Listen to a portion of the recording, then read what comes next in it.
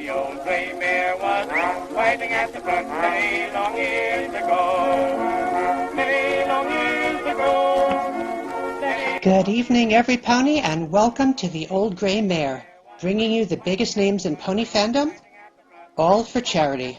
We've got an extra special show for you today featuring some of the most well-known convention organizers in the fandom. In no particular order, we've got Glittering Pony from Equestria LA, Chef Sandy from Nightmare Nights Dallas, Jade Aurora from DrawnCon and pretty much every other convention ever, Sonia Hipper from BabsCon, Bajati from Everfree Northwest, and last but definitely not least, Josh Dean from OG Brony Convention, BronyCon.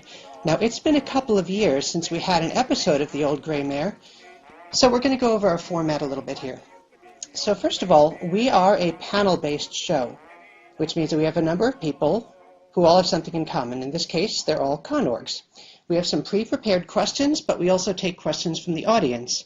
If you have a question that you'd like to ask our panelists, be free to type them into the chat box. Now, to type them in, you have to have an account. So make sure that you actually have an account on StreamUp.com, which is our new stream provider.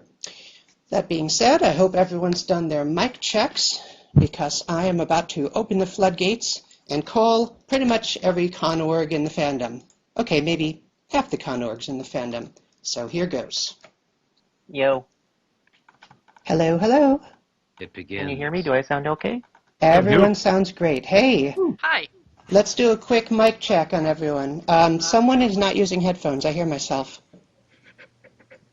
There's always someone. Okay, let's do a mic check around. Jade? Testing. Great. Emily? Testing. Karen? Testing. Josh? What's up? Sandy? Yo. Sonia? Howdy. And Bajati. Mic check, mic check, check, check. Okay, we got every pony. This is great. I think this is the first time we've had no mic problems on a panel this large. You guys are OG pros. So, for those who are not familiar with the format of the show, every time I do this show, I have a different co-host. This time, I am joined by the wonderful Emily Jones of Pegasisters Live. Say hi, Emily.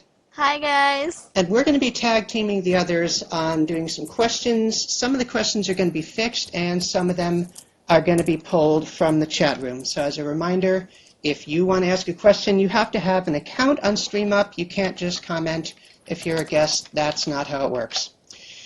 So let's open with something a little bit general, just to break the ice a little bit. I'm going to start with introductions, round robin style, and we're going to do these in no particular order, starting with Jade. So Jade, tell us who you are and what you do, and a little bit about yourself. How did I know you were going to start with me? My name's Jade. I've worked for a lot of conventions, actually almost everyone represented here. Right now I'm the vice chair of DrawnCon, which is a small Massachusetts-based convention. We've got about 300 people. We're a animation and cartoon convention specifically, though. We're not just a My Little Pony convention. I got started with BronyCon. Been working in the con scene for 3 years, and I've worked for something upwards of 20 different conventions at this point. That's quite impressive. I don't know if you heard what I did when I introduced you, but I basically said she's worked for pretty much every con ever, which is essentially true. Yeah, more or less. Name a con, you've done something with it, and that's why I wanted you on this panel. So, next on our list, we've got Sonia Hipper. So, Sonia, tell us a little about yourself. Hi, everybody. I'm Sonia. I'm the founder and con chair of BabsCon. And actually, you're not going to believe this, but that was actually my first time in April being any kind of senior staff at any con ever anywhere. Because, you know, I just had to dive into the deep end like an idiot. I know that feeling, oddly enough. Okay, let's see who's next on our list, if I can find my show notes. Next is Bajati. Bajati, tell us a little bit about yourself. Hey-yo. Yep, I go by Bajati. My real name is Austin, but no one knows that. I am the founder and current co-chair of Everfree Northwest up in Seattle, and I've been a pretty large part of the community since the middle of the first season. I don't know if you want me to go into general details of that. Yeah, if you want to. Yeah, because it's kind of a fun journey. I started out moderating a channel on SyncTube, if anyone's ever heard of that. Moved on to be one of the first founders of the Brony meetup groups, was Seattle, Portland, and New York. We started at Free Northwest at the end of 2011. We created our company, and I think I was 20 years old at that time. So I couldn't actually drink at our first event, which is kind of funny. Or, well, legally, but, I didn't drink, of course. Oh, no. Yeah, and we've been going strong for 4 years, and I don't know where I get the sanity. Did you say sanity? Yeah. What's that? I think it's French. I've never heard of it. Cool. So let's see. Next we have Josh Dean, who is my very own successor as chair of BronyCon. Josh, tell me a little bit about yourself. Hello, I'm Josh Dean. I'm a Scorpio. I like gourmet cooking, long walks on the beach, and running a convention called BronyCon. I am the current chairman of BronyCon, going for my second year currently. Which, by the way, is actually a record.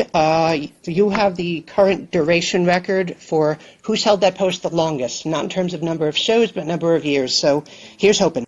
I suppose. Nothing to really hope for. It's happening. .gif. Awesome sauce. All right, who's next? We've got Chef Sandy. Chef Sandy, or just Sandy, why don't you tell us a little about yourself? All right, well, I'm Sandy, otherwise known as Jeremy in the real world. I am the founder and co-chairman of Nightmare Nights Dallas. Been playing this convention game for 8 years now, running 10 conventions. And basically, I and my co-chair started up Nightmare Nights 2 years ago, and we're still going strong. Been part of this fandom since the ride began. Probably longer than most of you here, except for perhaps Tinker. Yeah, I've got a little gray in my hair at this point. Cool. So, and last but not least, we have Glittering Pony of Equestria LA, which is back, folks. It's back. Why don't you tell us a little about yourself? My name is Karen Padilla. A lot of people know me by Glittering Pony, though. I'm one of the 4 original co-founders for Equestria LA, and I'm currently the con chair for Equestria LA, and it is back, so yay for the rumors being true. And I've worked at a few of the conventions that are present in this chat room, doing VIP, and I've worked for a few other bigger conventions doing various other jobs, and I'm looking forward to throwing another EQLA, hopefully next year. Excellent. I hope to make it out that way sometime. Cool. So, with the introductions out of the way, let's move into our list of questions here. And again, if you have a question that you want to ask, be sure to toss it into the chat box, and we'll give it a consideration. Try not to spam, though, because sometimes we get someone who just mashes repeat. So we're going to do alternating questions most of the time. I'll do the first question, Emily will do one, I'll do one, and we'll see how things go from there. So let's open with this one. What motivated you to become a convention organizer? Let's see, who shall I pick from my list? Sonia. God. Sorry. Bless it. What motivated you to become a con org? Well, long story short, I was just doing it for great justice because there was no PonyCon in the Bay Area. And the Bay Area is the Bay Area, which makes it pretty much the best place on Earth. Not that I'm biased or anything. And I just saw this as a horror in the universe that we didn't have one. So I said, heck with it, I'll make one. And everyone said, you can't do it. And I said, yes, I can. And then I did. It was a very, very good story. That sounds a little familiar. It's kind of like what happened with BronyCon. All right, let's see. Next I will choose Sandy. Chef Sandy, how did you get into the con org biz? Well, it was back in 2007 or so. I and a group of my friends decided, hey, we're going to start a furry con here in Dallas. And so we did. That's going into its 8th operational year. And then a little while later, it's like, I've done this with Furry Fiesta. Why not do a PonyCon here in Dallas? We have the population. We have the resources and infrastructure for it. Why not? And thus we did. I and my co-chair, Bob, we co-founded. I misspoke earlier, and gathered forth a motley crew of experienced folks and decided to put on a con because we could. The aperture science sensor. I like that. I can get behind that. Okay, so let's see. Let's get some input from Karen, Glittering Pony. What motivated you to create Equestria LA? Well, I went to my first Brony meetup. I think it was January of, I think it was 2012.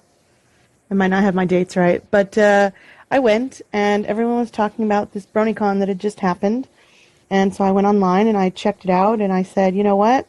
We could do it. We could do it better. So that's kind of what motivated is that everyone really wanted one. And we were a very large and quick growing meetup group. And I just didn't see why there shouldn't be one when we were so close to the majority of, the pre-production staff. And then I went to BronyCon and it caught on fire and I said, yeah, we can definitely do this. Very cool. Now, when you say on fire, are you talking about the ceiling lamp or... Right. No, I just had to make that joke. Okay, so I guess since we mentioned BronyCon, let's talk to Josh Dean. What motivated you to become a convention organizer? You know, it's really funny. It all really kind of started with I just wanted to score a pair of free tickets to BronyCon. That's actually literally how it started. Truth be told, BronyCon June 2012, the one with the great infamous fire that Karen was just talking about, was the very first convention I ever went to. Funny enough, on top of that, I really didn't honestly want to go. My girlfriend at the time was over the moon excited about the fact that, so many people were going, and she twisted my arm into going. But go we went, and I had a fantastic time, so kudos to that team. After going and driving back to Milwaukee, all the way from New Jersey, I thought to myself that I really wanted to contribute in some way to the fandom. Now, I don't write stories, I can't draw for crap. By profession, I am a web developer. So I went to BronyCon and said, "Hey, your website is crap. Let me fix it." Because for those who remember, the June 2012 website was pretty horrendous. It was black with lots of colors. And not in a really good way. If I remember correctly, Fulner, my current vice chair, actually did the development for it. But long story short, they brought me on to do their website, and they shoved me in the PR department, which, funny enough, Jade was running at the time. And it was all just supposed to be so I can score a pair of free tickets for me and my girlfriend to go relax and enjoy BronyCon. But it quickly became more and more than that. As I found myself being really good at this sort of thing, to the point where I was just making my way up the ranks month by month, year by year, until we eventually got here, where I am now running the con itself. It's a great American dream, folks. Start from the bottom, work your way to the top. You heard it here. Yeah, come here on the Mayflower and end up running a convention for My Little Pony fans. That's what this country is all about. Cool. Okay, so let's see. Who's next on the list? Jade, what motivated you to become a convention organizer?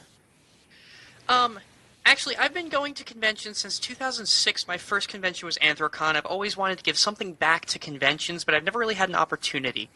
So I started going to BronyCon when they started. I didn't manage to get to the first one, but I went to the September convention, and I went to the January convention.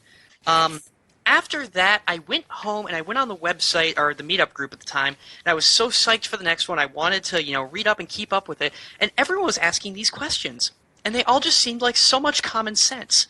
So I sat down one day, almost out of frustration, and I just answered every single question on the entire meetup group.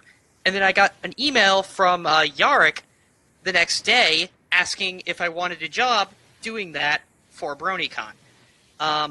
From there, I've had an issue saying no to conventions, and I've just kept, kind of like what Josh did. It was just an online PR thing. I was the head of PR in about a month when the current head of PR at the time, Zephyr, moved up to vice chair.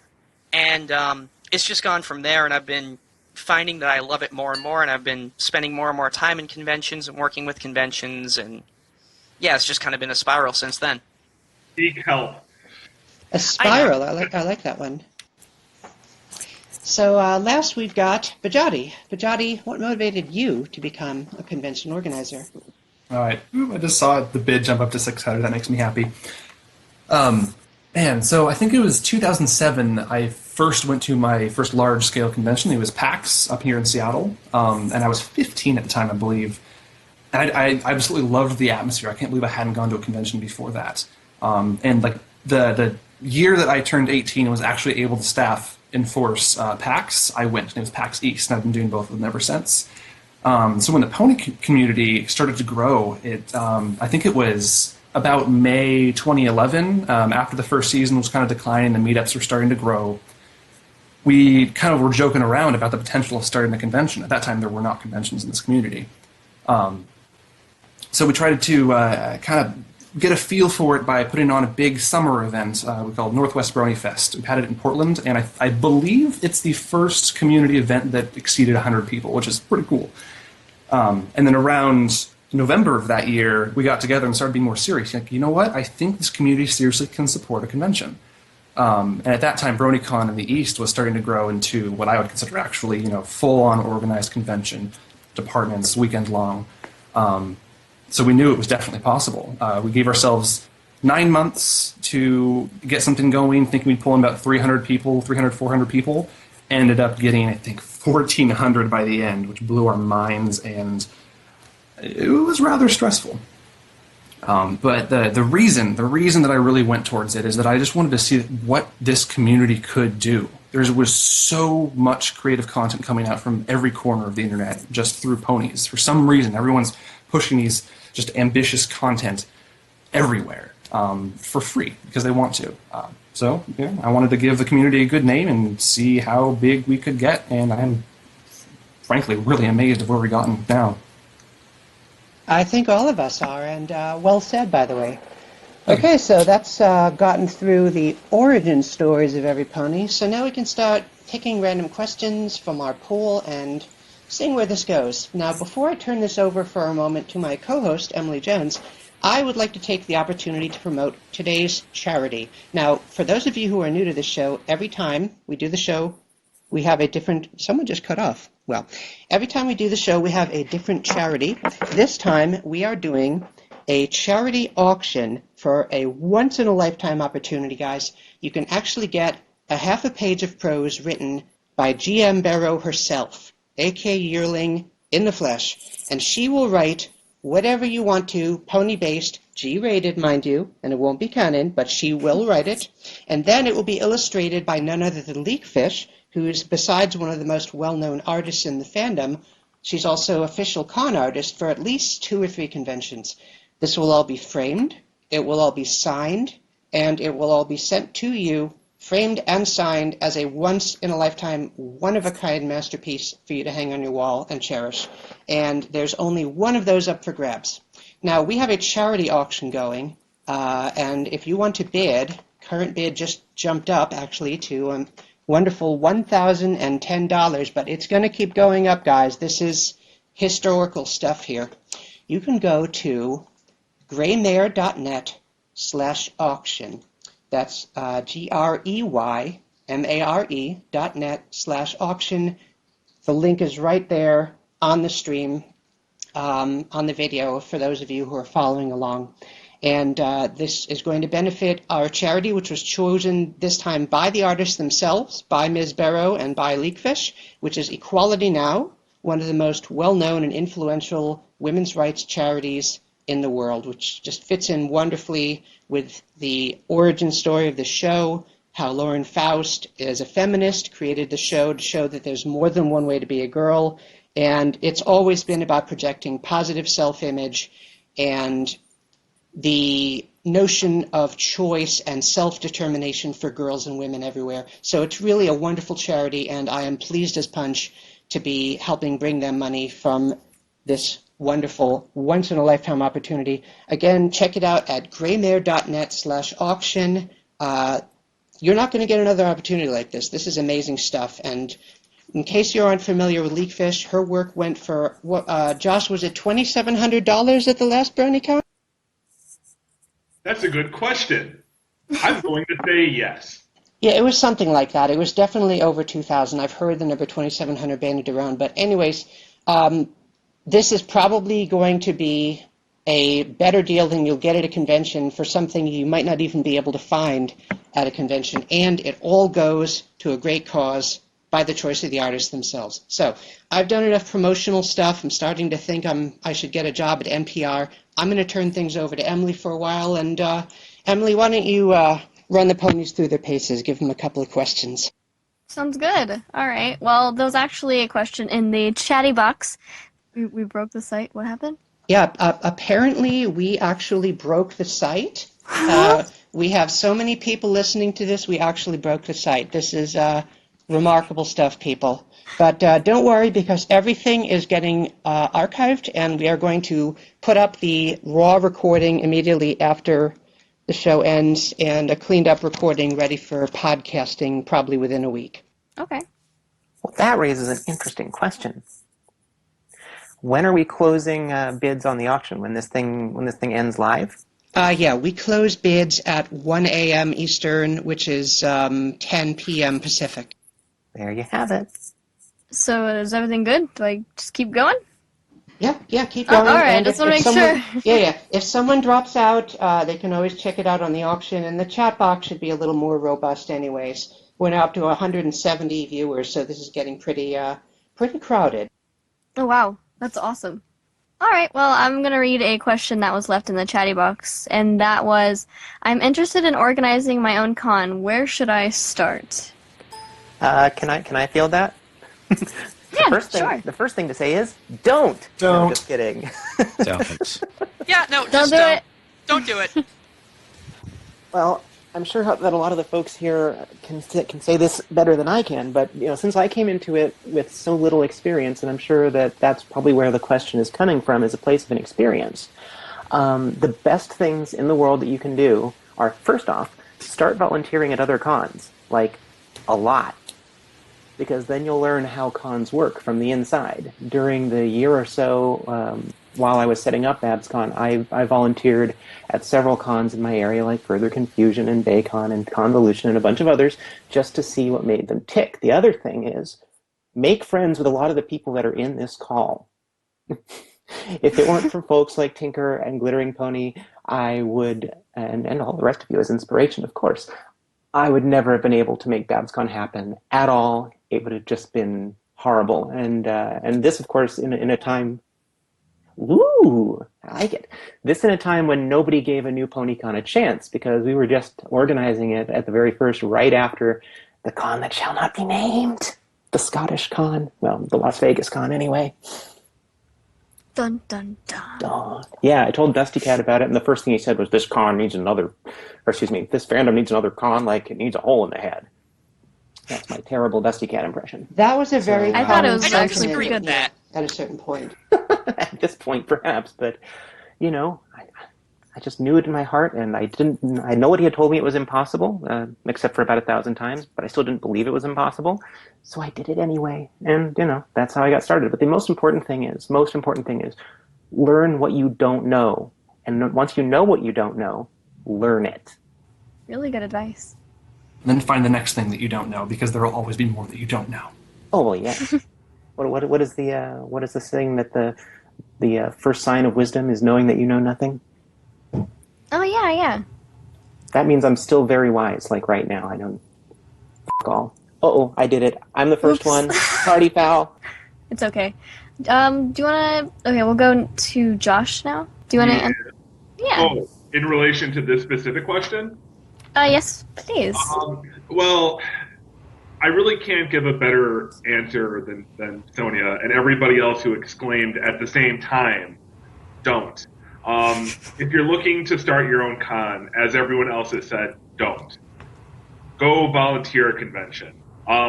Actually, first and foremost, go to a convention if you've not actually been to a convention. That's probably 10 times more important. Otherwise, volunteer. do something that you feel that you have the capability of doing for a con. Every con has a spot probably for you, as long as you are competent, and everybody is competent enough to be able to do something at a convention. So, yeah. I mean, really, there's no better answer than don't, but if you want to work a con, go volunteer at an existing convention. Yeah, if you really refuse to accept don't as the answer, then try as best as you can to get some experience. I mean, I know a lot of us kind of just jumped in without too much experience, and the risk ended up paying off, but especially as the convention scene in this community gets more and more crowded, as we've seen, especially a couple of years ago, this was a huge issue, the risk of failing gets so much greater. So make sure that what you're planning to start, if you're doing a convention in a different field, that you have enough of a community to actually become attendees to that convention to be feasible to actually put it on. One thing, You know what? And I guess it's even if like that's not enough, and you still want to run a convention, let me try to scare you straight a little bit more. I won't have you like comb my chest or anything like that. Yeah. This won't be that kind of scared straight, but in the last 2 to 3 years, the convention scene, as in conventions in general, that scene have had a lot of problems with mismanagement that have created sometimes crippling waves from their poor mistakes. And ball pits. Don't forget ball pits.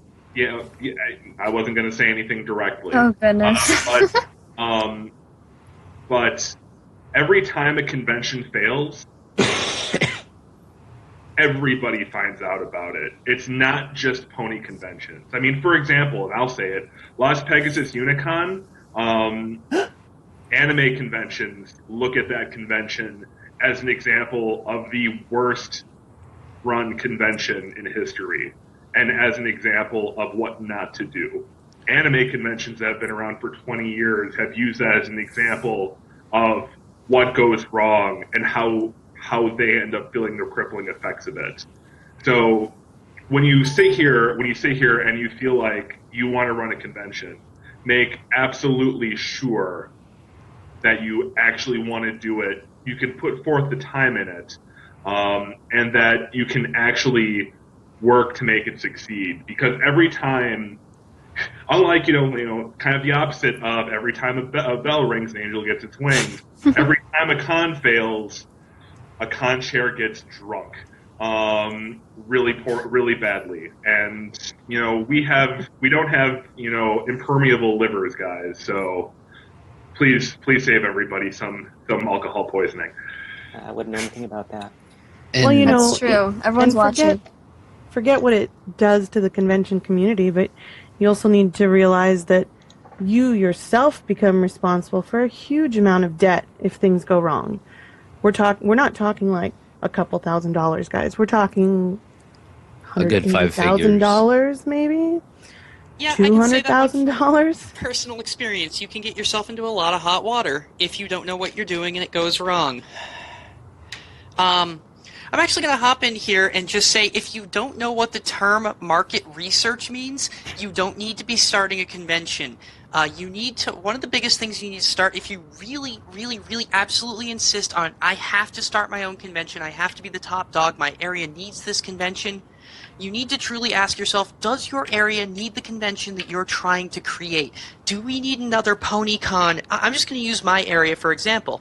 Do we need a PonyCon in Boston? No, there's one in New York City. There's one in Baltimore. Maybe I can't personally drive to it, but how many people are in that same boat? Those are the kind of questions you really truly need to ask, because you need to understand that not everyone's going to have the same issues that you do, and not everyone's going to have the same challenges you do in getting to these conventions, and you need to understand what the general attendee is going to want. That's the biggest thing, is making sure that the attendees don't burn out, you don't oversaturate the convention scene with, all these duplicate conventions, because attendees can typically only go to 1 or 2 a year, and that's something you really need to think about before you really jump on the boat.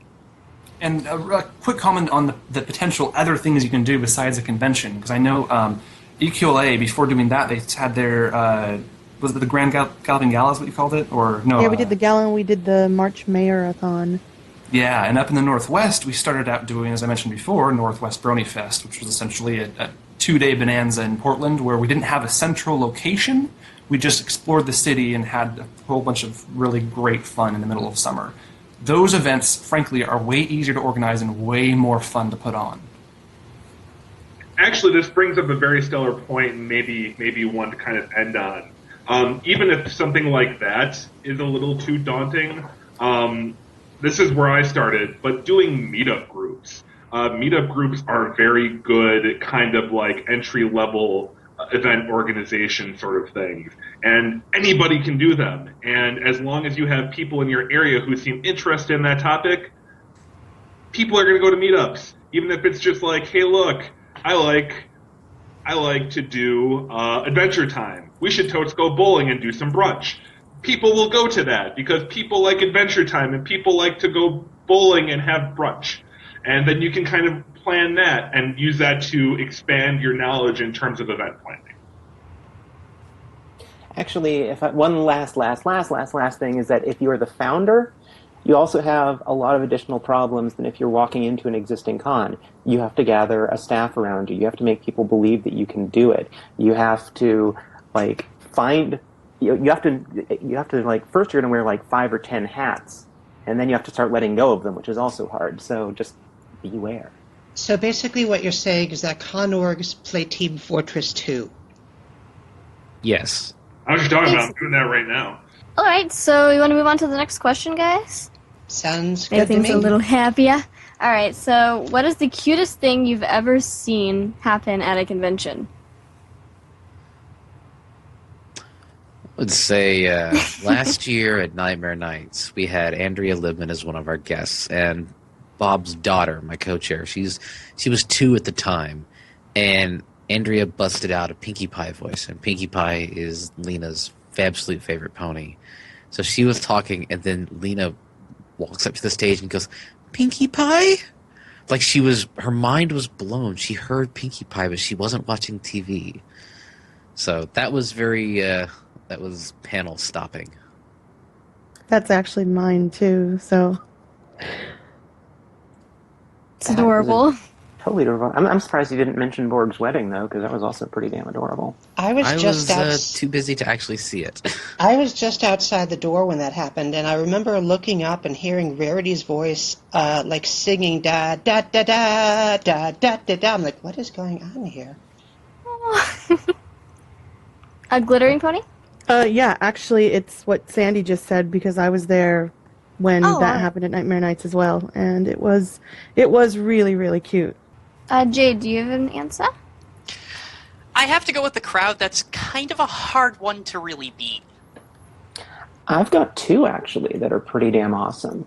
Let's hear it. I can't decide between them, and they both happened at my con. Not that I'm trying to be all like you, yay, Babs gone, even though I am. Okay, both of them involved Nicole Oliver as well, which is interesting. So right at the beginning of the con, we actually had organized a little moment, and it was brilliant.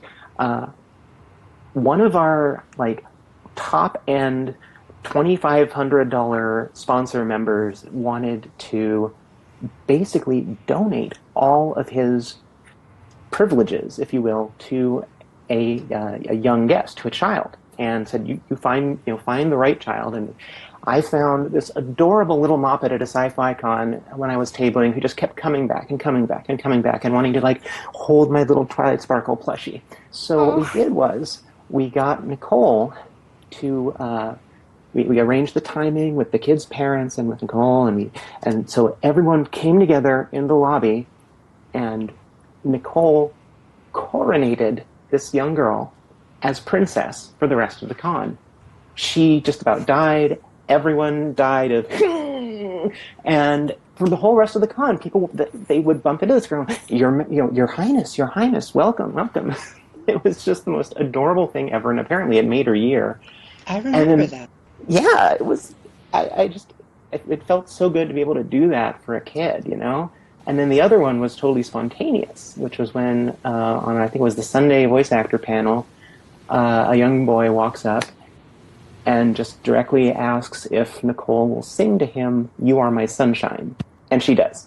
She just gets right down there, like kneels down next to this boy and just sings "You Are My Sunshine" to this young boy. And again, the heart attacks were rampant. Oh my goodness. This fandom. You know, I actually have a cute story of my own that might be a little before most of y'all's time. Did I say that right, Sandy? Most of y'all's? Or is it all Yes. y'all's? Okay. This was before BronyCon January 2012, the infamous hallway con. We were going into the city in the limo company van with Andrea and Nicole. Ashley hadn't arrived yet. And as she catches sight of the New York City skyline, all of a sudden, Andrea spontaneously goes, "Yay!" And it was just all I could do to stop from just squeeing in the middle of the car. It was so cute. Man, I've been thinking of the I got grammar tonight.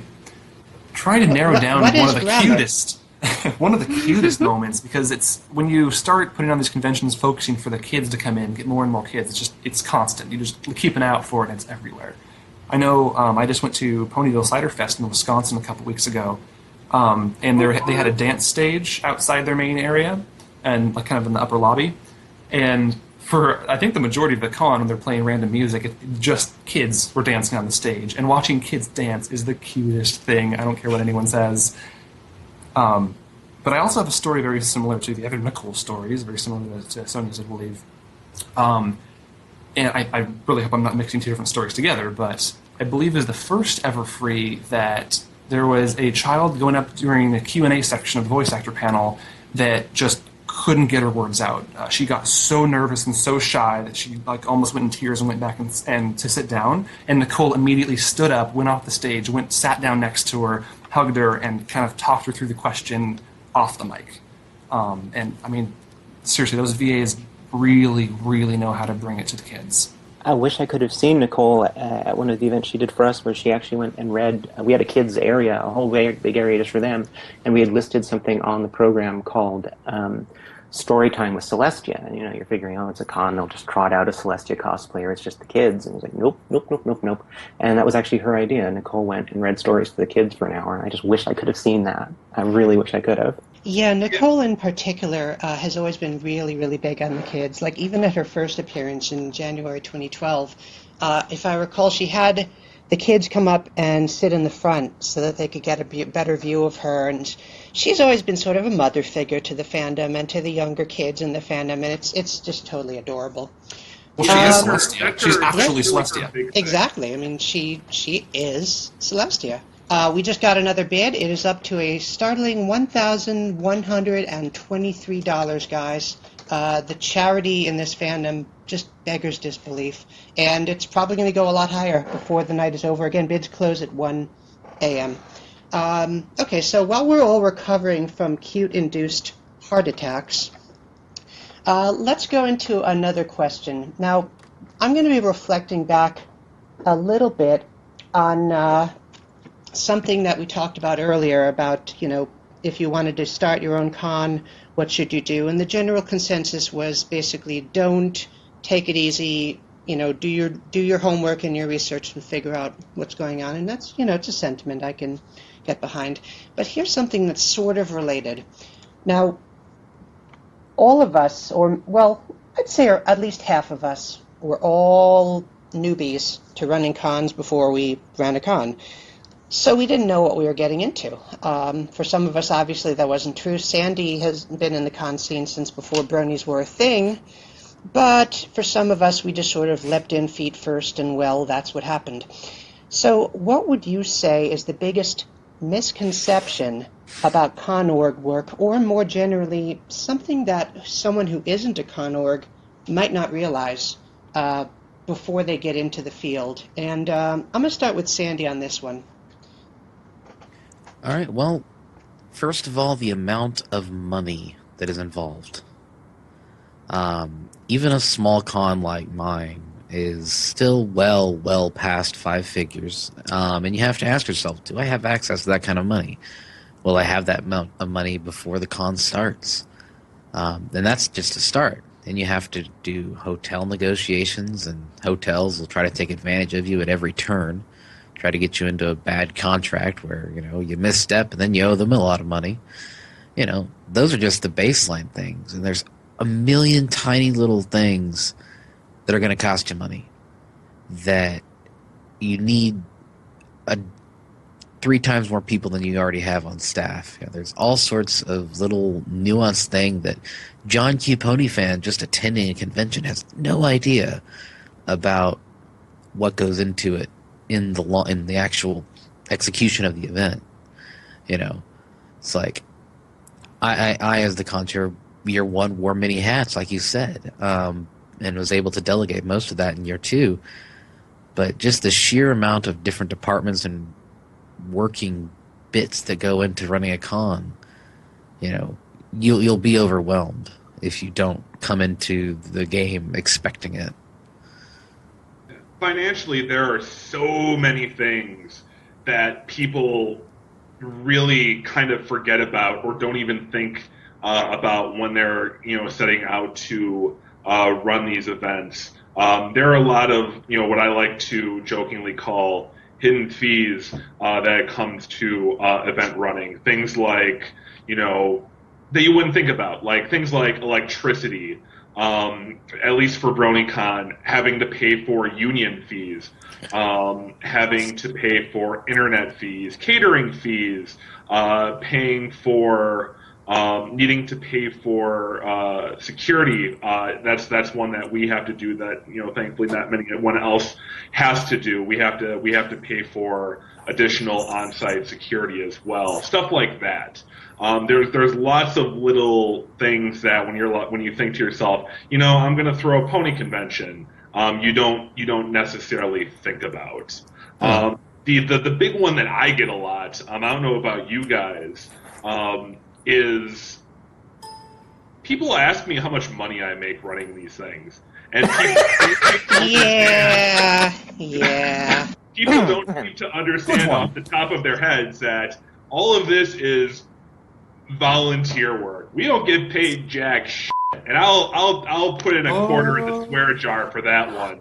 That's okay. But we don't get paid anything for this stuff. It's all out of the fact that we're drunk when we agree to it, or we're just insane enough that we're going to spend as much time as it takes to put on these events for all of you guys. And just to remind you guys, that's Josh Dean from BronyCon. That's the biggest pony convention by a factor of 3 to 4 against everyone below, and it just gets worse from there in terms of how much. He's not getting paid. I make negative money. I think if your con has a third to as many people, you'll make a third of 0 instead of just making 0. Let me tell you, I can take that to the bank. No, the math doesn't quite work out that way. If it's a third of that, you might actually be paying money back in. And that actually is true. I mean, conventions are, for the most part, a labor of love. And, it's not in the budget to get these, to get this signage. I guess I'll just, all right, bust out the credit card. Here we go. There's all the little details, too. Yes, signage. That's you don't think of signage. Stanchions. Who thinks about stanchions? Well, think about this. For registration alone, you have to pay for, the printing, or the physical supplies, the lanyards, the shirt printing, the con book printing, the bags to put everything into, and like Josh mentioned, electricity, net, all this other stuff. I mean, that's just in that department. You got a good 6-7 things you probably didn't think about. Well, there's one thing that I noticed. Really... Sorry, Karen, go ahead, Austin. No, I'm going to give it to you. Okay. I think something that a lot of people didn't realize, that I didn't realize, is how much time you physically have to devote. It's not like, oh, you know what? I'll just do it tomorrow and I'll go do whatever fun thing I want to do tonight. It's literally, you have your 40-hour-a-week job, and then you have a 60 to 80-hour-a-week job just running a convention. I don't know what the actual time frame is for people that are within, the lower parts of the departments, but running a convention is more than a full-time job. And most of the time, if you don't do it, it doesn't get done because, someone else isn't doing it. So I think that's something that a lot of people don't quite understand, and a lot of con chairs are really bad at delegating. I think everyone here can agree to that. I don't know anything about that. Nope. Yes. And so Yeah. initially we wear a lot of hats and we get burned out, and then we realize, you know what, can't do this again the next year because it will literally kill me. And you just start, your convention group of 10 to 15 grows to like 45, 50, 100, 180 people who help you put this convention on, because without those people, things just don't get done. You really Yep. need to figure delegation out. That's one of the things that killed me the first year. I practically failed out of my department at school. Yeah. One, Sorry, Patty. if I may, one thing that I thought was notable when I really started getting the convention stuff started up, and on top of all the stuff that's already been mentioned, these lead org positions are kind of sensationalized from the outside, and once you jump into it, I mean, you always hear about, well, some of us on the inside hear about, the chair gets none of the thanks and all of the blame. Like, anything that goes wrong, the chair gets blamed, and then everything that goes right goes specifically to the person that made it go well. Yeah. But when you get into... We all know what goes uphill, right? Yeah, when you get into the upper management of these kind of events, it becomes so much less of the stuff that you'd think you'd be working on, like all the tangible items of the con. It ends up being a lot of just management, people wrangling, talking to corporations, trying to make sure things are running smoothly, and just putting oil in all the little cracks of the con before things start to fail. Passing messages and taking blame, basically. Yeah. And you have to be on all these like stupid podcasts and stuff, pimping your con. Yeah, That's I the know, worst right? of it. I mean, I know, who would do right? that? Who are these people? Hey, at the very least, I'm going to say this podcast, The Green Room, magnificent. Well, yeah, I wasn't expecting the caviar and foie gras, but But hey, the bowl of all red Skittles. I mean, that's great. That I like to be a I got little one posh. with I got one with no red Skittles. Well, I mean, where do you think they put all of the rest of the skills that weren't red? They had to give it to somebody. Oh, yeah. So, guys, it looks like my co-host is back. She had to run for a moment, so I'm going to pass the mic back to her. Emily, I don't think you missed many questions. I just did. I was going to do number 5, but why don't you do number 5? Yeah, why don't you throw that one out? Yeah, sure. Let's see here. What convention other than your own has given you the most inspiration for your work on your own con? I'm actually going to step in and do this one first.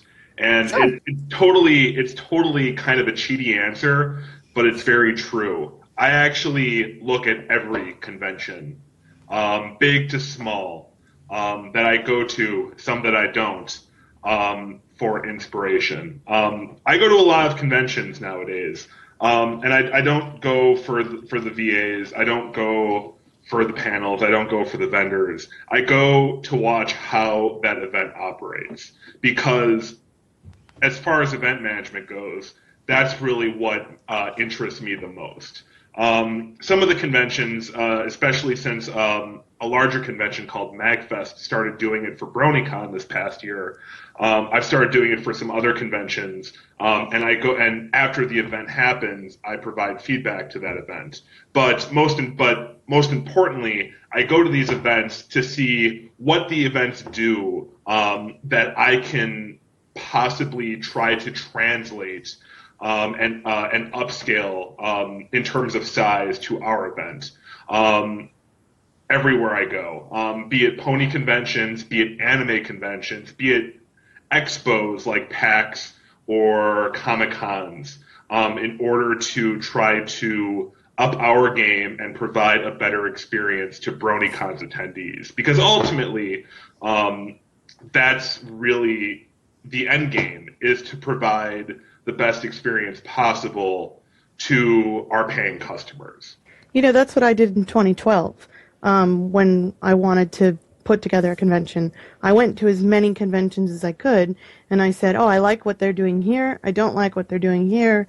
We can make this work. We could manipulate this a little, and you kind of Frankenstein together your convention based on what you see from these other conventions that you like or don't like. And but ultimately, I would say you have BronyCon to thank for EQLA returning.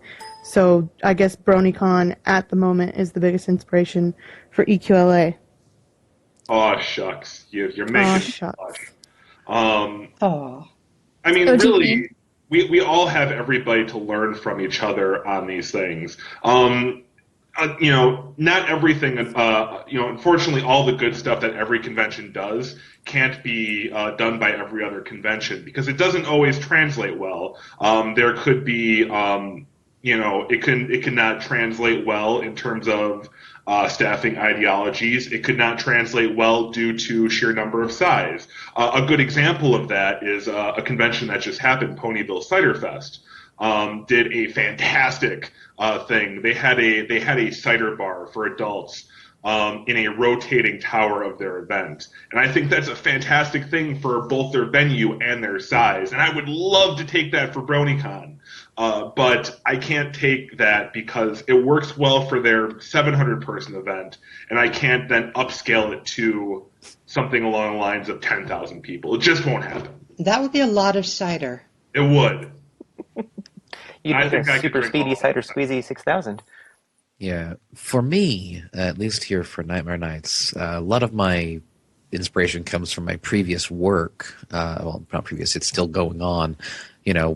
My own small-scale convention work, but also the conventions in my area, which in my case is A-Con, which is a 26-year-old mega anime convention, and of course I've attended quite a few other cons. Like Josh says, you take what works and discard what doesn't.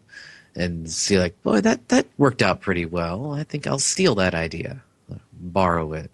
But, it helps if you attend the conventions in your particular region because that'll give you an idea of what flies in your local convention ecosystem.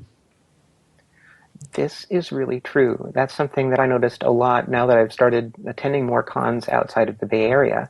So for example, when I first started putting in BabsCon together, I was talking to folks about, I talked to other folks in other cons about, oh, we're going to put on a party floor. And they're like, oh, of course you're going to put on a party floor. I talked to people who had only been to pony cons and they said, what now?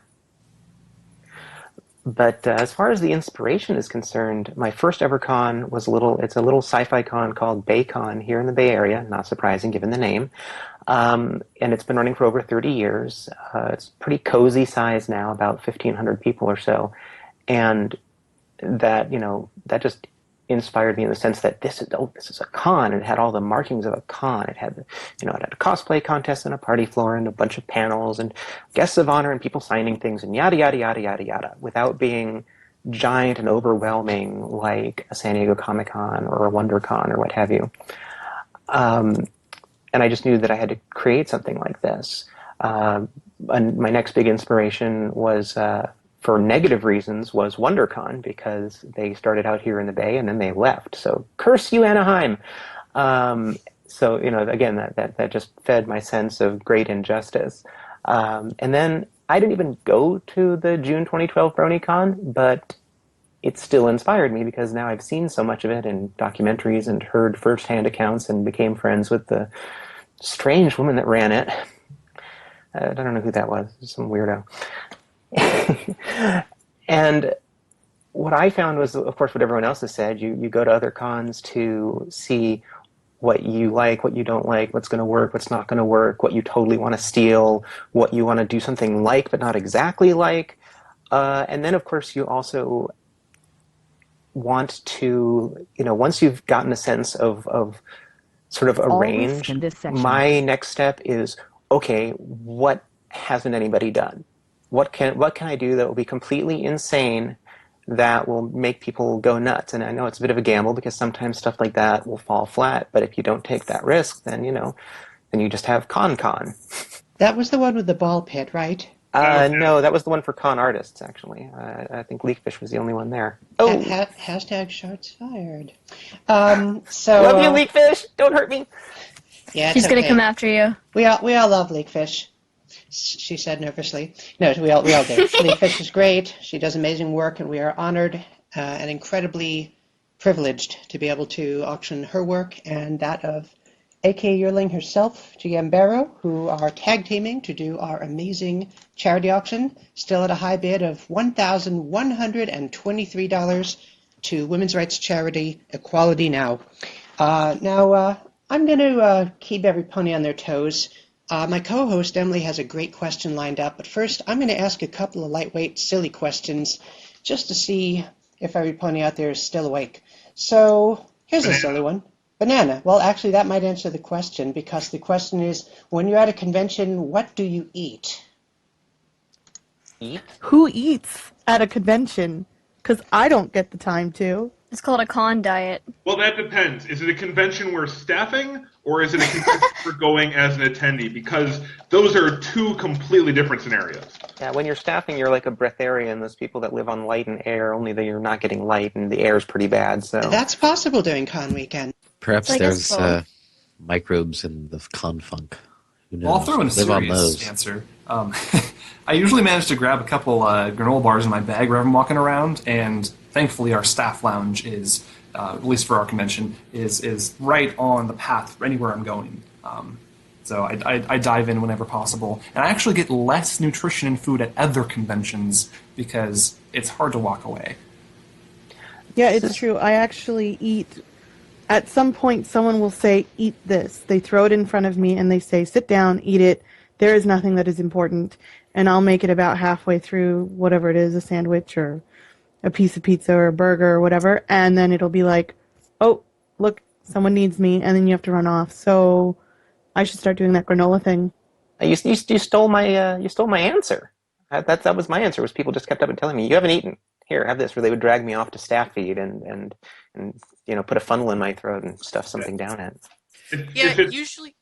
If it's at my con, then I have a box of Builder Bar Max, hiding in our ops office, waiting for both myself and my vice chair in case we need a quick, easy meal that's 300 calories, like 40 grams of protein. And then I also have my head of security buzzing me on our push-to-talk Nextel phones every now and then, asking just to make sure if I've eaten.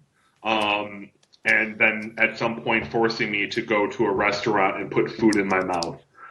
If it's other cons, generally it's just normal eating. I try to behave because I'm in the middle of doing a weight loss regimen, but it doesn't always work, and generally devolves into a diet of tequila if it's BabsCon. Otherwise, gin and tonics and dirty martinis with blue cheese olives.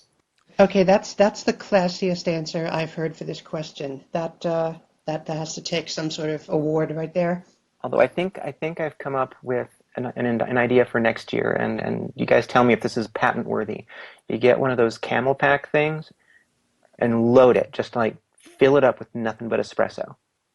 There you go. See, I thought you were My going God. somewhere very different with that, and I was going to completely approve. Yes, I thought you were going somewhere different too, but I could see how that would work either way. Maybe we can Irish it up a bit, and there you go. There you go. You get your caffeine and your alcohol. Now you're talking. See, I could just see con chairs picking up something I saw at a Ren Fair I attended, things called stagger sticks. They're bamboo walking sticks with giant straws. You take the cap off and fill the entire interior with whatever fluid you desire. Yeah, they're called stagger sticks for a reason, kids. To answer a quick question that I saw popped up in the chat, because somebody was asking about food at BronyCon in terms of restaurants. The restaurants I will go to, I will either go to Kona Grill, which is a block away from the convention center, which is probably the best restaurant ever, especially if you've been walking about 8 to 10 miles a day in that day. Otherwise, the restaurant across the street from the convention center is called Lunar del Sea, which has really killer crab dip. What is it with Baltimore and crabs? Oh yeah, Well, they got it's some the there. primary export. We at Baltimore. Here's what we do in Baltimore. We do Old Bay seasoning. We do crabs. We do burger cookies, which I wish I can give everybody in this chat a big box of burger cookies. Burger cookies. Okay, burger What is cookies that? are they're the best thing in the what the world. hell? They are a sugar cookie that they take like a big dollop and I mean a big dollop, of like chocolate cake frosting and like just slather it on top of it. And it's burger as in Berger. You need to have these in your mouth. Yes, dirty, but still, you need to have these in your mouth. They are amazing, and they are a Baltimore staple. In fact, I'm going to shoot you guys a link in the chat so you can purchase them up. Emily Bennett, my deputy head of design, just linked it in the Steam Up group. I'm going to link it in the Skype group here for all of you guys. Yeah, please do. Before we let Baltimore get away with it too much, one can't help but feel obliged to get in a plug for San Francisco's own Dungeness crabs, which are bloody awesome. I almost wonder if the Atlantic and Pacific crabs taste different. They do. Yes, I mean, they're different. They're different oceans with different salt quantities, and plus they're different species of crabs. So. Yeah, and if you can get yours, in like a nice, like a chowder in a proper San Francisco sourdough bread bowl, well, there you go. Yeah, that's true. Or if you could get them in a proper Baltimore crab boil with tons of Old Bay seasoning. I've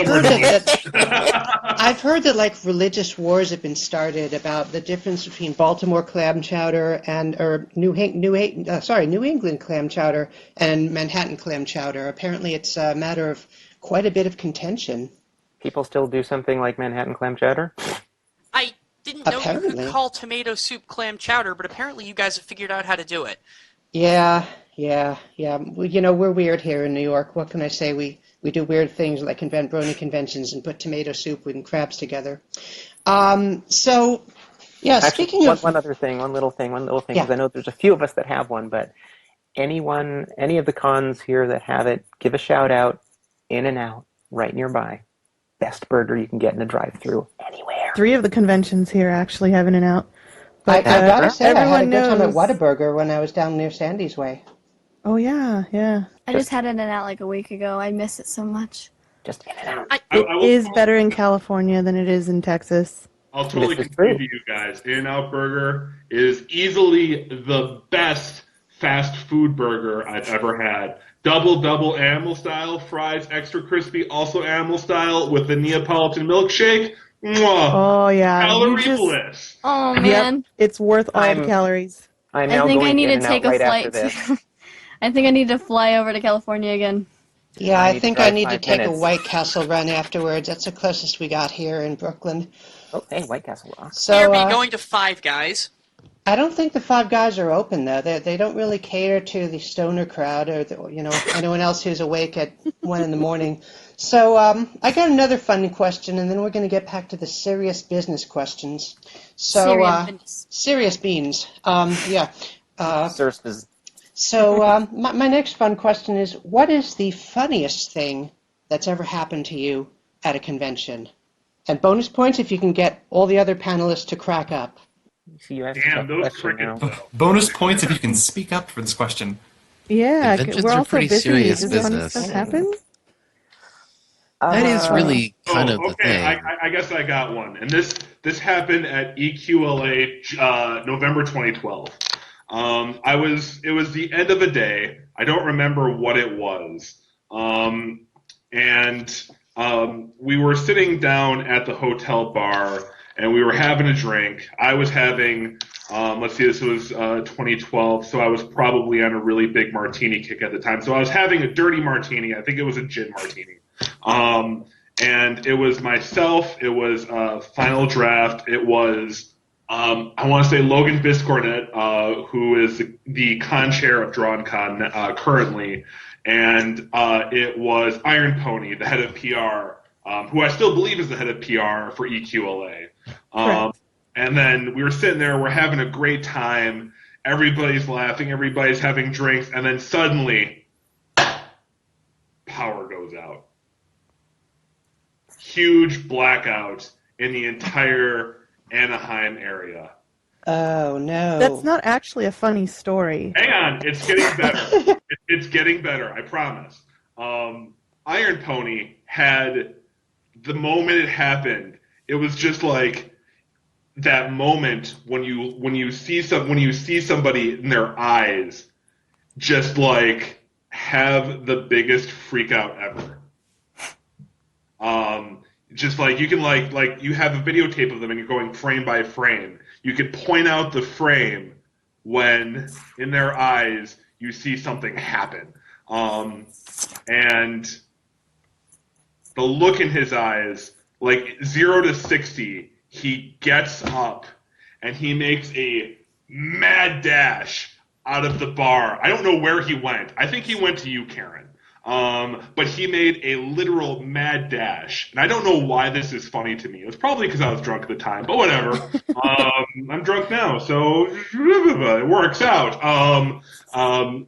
But it was just the way he made that sprint and just the look in his face after like a complete and utter blackout happened that just to this day makes me chuckle. Yeah, I was in the parking garage when that happened, and it went pitch black, and I was like, this is too horror story for me. So I ran as fast as I could into the building, only to find that it's also black. But that's, I would have paid money to see the expression on his face. Oh, it was fantastic. I wish I had a picture, but it was too dark. But what was I'm trying to think of a what funny was your instance. funny thing, Karen? I'm all business. No, I'm just kidding.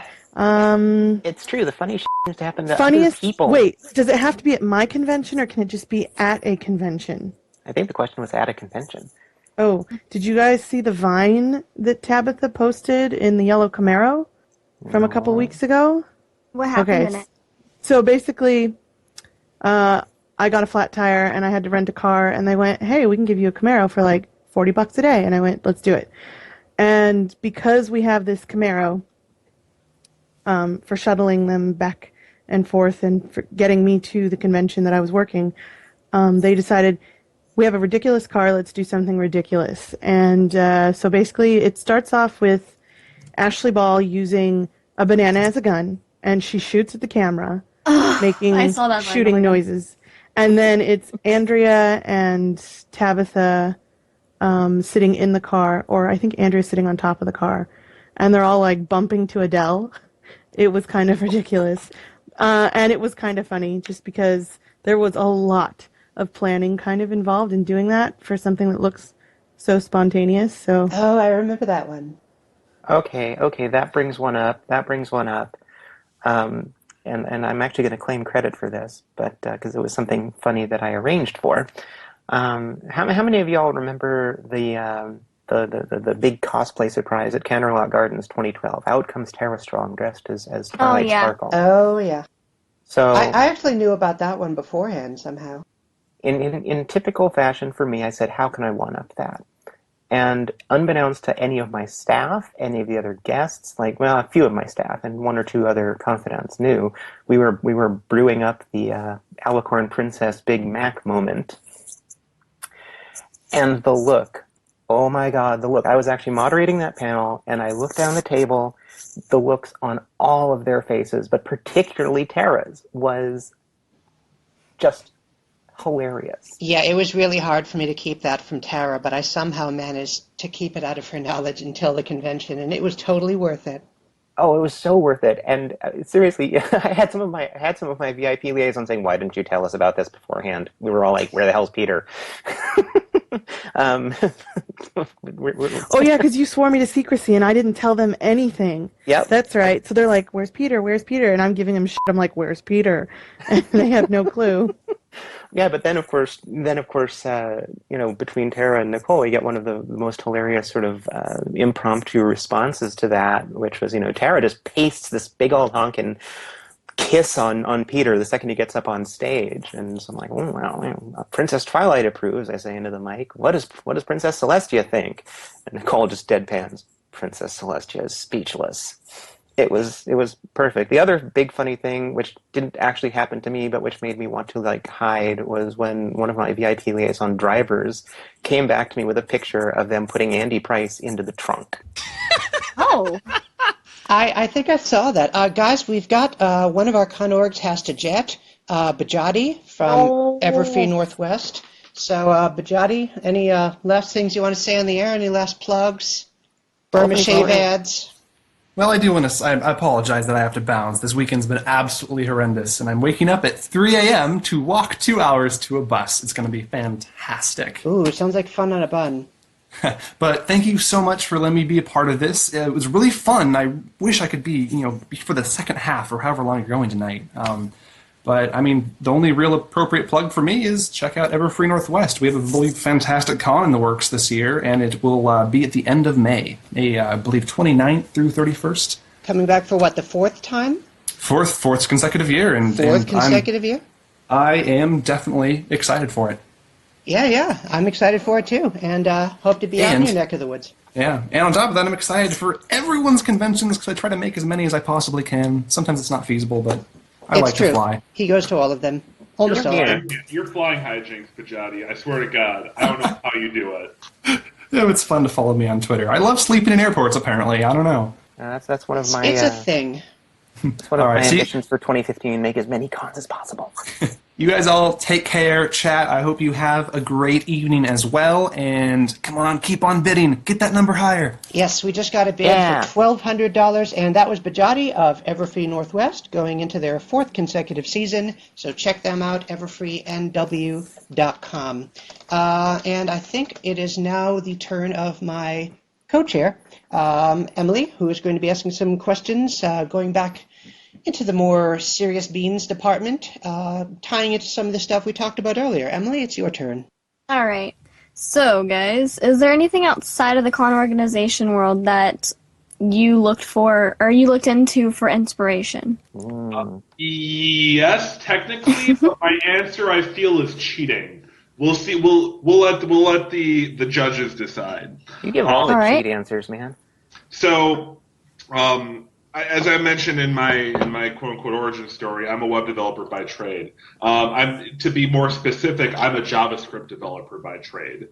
JavaScript has many conferences between JSConf, JQConf, NGConf, and so on and all. And these kinds of conferences are very large scale.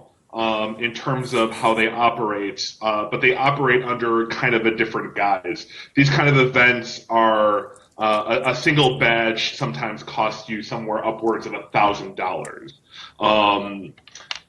So I actually look to these events in terms of how they operate, both in terms of how registration processes work, but also in terms of how badging processes and scheduling processes work. In fact, BronyCon currently uses Eventbrite for its registration process, and it owes that to JSConf, which is the most prominent JavaScript conference in the world, because they use Eventbrite and they sell out in seconds. Literally, I believe last year they sold out in 30 seconds or less. And I ended up looking at that and imploring BronyCon to move to Eventbrite for its registration staff for its registration system, because of the fact that it's able to take that kind of workload. Is that a valid answer? I mean, it's a conference, which is I'd say that's a valid answer, Emily. Yeah. Oh, definitely. I think that's good. We're good. All clear. Who wants to I have, well, as far as how to run the convention, because, running event planning, event directing is not something that I actually knew how to do. I know how to manage logistics in a military setting, because I worked with the Marine Corps for a while in their logistics department, and now I work for all of the military services in their logistics departments. But basically, I kind of approached it in that format, which I know is pretty stringent and pretty, utilitarian, so to speak, in the sense that it's like, you get A, B, C, and once you have A, B, C, then you can work on D, E, F. But you cannot work on D, E, F until you have A, B, C. And while it was kind of like a machine moving along, I think we ended up being probably the least stressed staff that I have seen in a while, because we sweat all the small details that we may not have needed to sweat. So, when it all came down to pushing and shoving at the convention itself, we were just like, it's a train, it's going in the direction it's going, and there's nothing we can do, so let's just put Band-Aids on everything to fix the problem. And then uniquely, I hired people who did what they do as for their living for what they do for the con. So if they're doing AV work, they do AV work for a living. If they're doing hotel liaison stuff, they actually have experience doing hotel liaison stuff. And that might be a little bit unique to EQLA, because I know that a lot of the times it's, I really want to do this and I think I could be good, and then you get the position and sometimes it works out and sometimes it doesn't. Actually, I agree with Karen on that. I also try to get people into those positions that either work on it or at least have like ages of con experience doing it, because I was trying to compensate for my own entire lack of experience there. That said, even that is no guarantee. I am not going to name names, but our hotel liaison last year, first off, works in hotel events as a career, was highly recommended, had done it for several years for another local con, and to call the job that was done abysmal doesn't even do it justice. This person was not on site during con, and for the first day and a half, myself, my vice chair, and my head of business were scrambling around between two hotels fixing so many fires, it's not even funny. Of course, this also is what happens when first year con and you don't know what you're doing. You think that, hey, somebody comes in with a great resume, they're going to do a great job. Well, not always. Not always. Yeah, I had a boss who thought like that. It doesn't always work that way. Although, interesting story, one of the reasons I thought I could do it, and to sort of tie it back to the question a little bit, is that I had a couple of other ventures in the past that did at least sort of skirt around similar areas, which was one in 2006. I started a small social networking website because this was like a long time ago. Everyone was this was a bunch of us who were on tribe.net, and if anyone remembers tribe.net, howdy, good to meet you again. We tried to do. I basically did exactly what I did for the con, which was tap the people I thought were going to be able to help and put them into a steering committee, and we did it. We created one for a few years that got up to a few thousand users, and then proceeded to destroy itself in a never-ending flame wars. But we made it happen, which was the important thing. And then a bit earlier than that, I used to throw and promote dungeon parties. Yes, I did, and I'm going to leave it at that. Interesting. So, moving right along. I believe that Emily had another question for the group. I do. This one's a little more fun, kind of. If you could go back in time to tell your 12-year-old self that you'd be running a convention for adults who like My Little Pony, what would your 12-year-old self tell you? What my 12-year-old self would tell me would not be appropriate for this stream. Oh. All right. Anybody else want to field this one? I'd love to hear some of the other people answer. Yeah, my 12-year-old self would be freaking out because I have liked My Little Pony since the 80s. And, well, she might be like, what the heck, adults like it? But she would definitely be like, oh my gosh, you'd be working on something that you've loved forever. So it would be all positive. My response would be the exact opposite, because I was not a fan of the original 80s stuff from My Little Pony. And so if I came to my 12-year-old self and said, hi, I'm throwing a con for adult fans of My Little Pony, I would probably my young self would grab me by the lapels and say, why would you do that? Why? You are betraying me in the future. I will try to not become you. That's what I think. That's what I think she would say. So anybody who knows me will not be surprised when I say the following sentence. But I have a gift for this.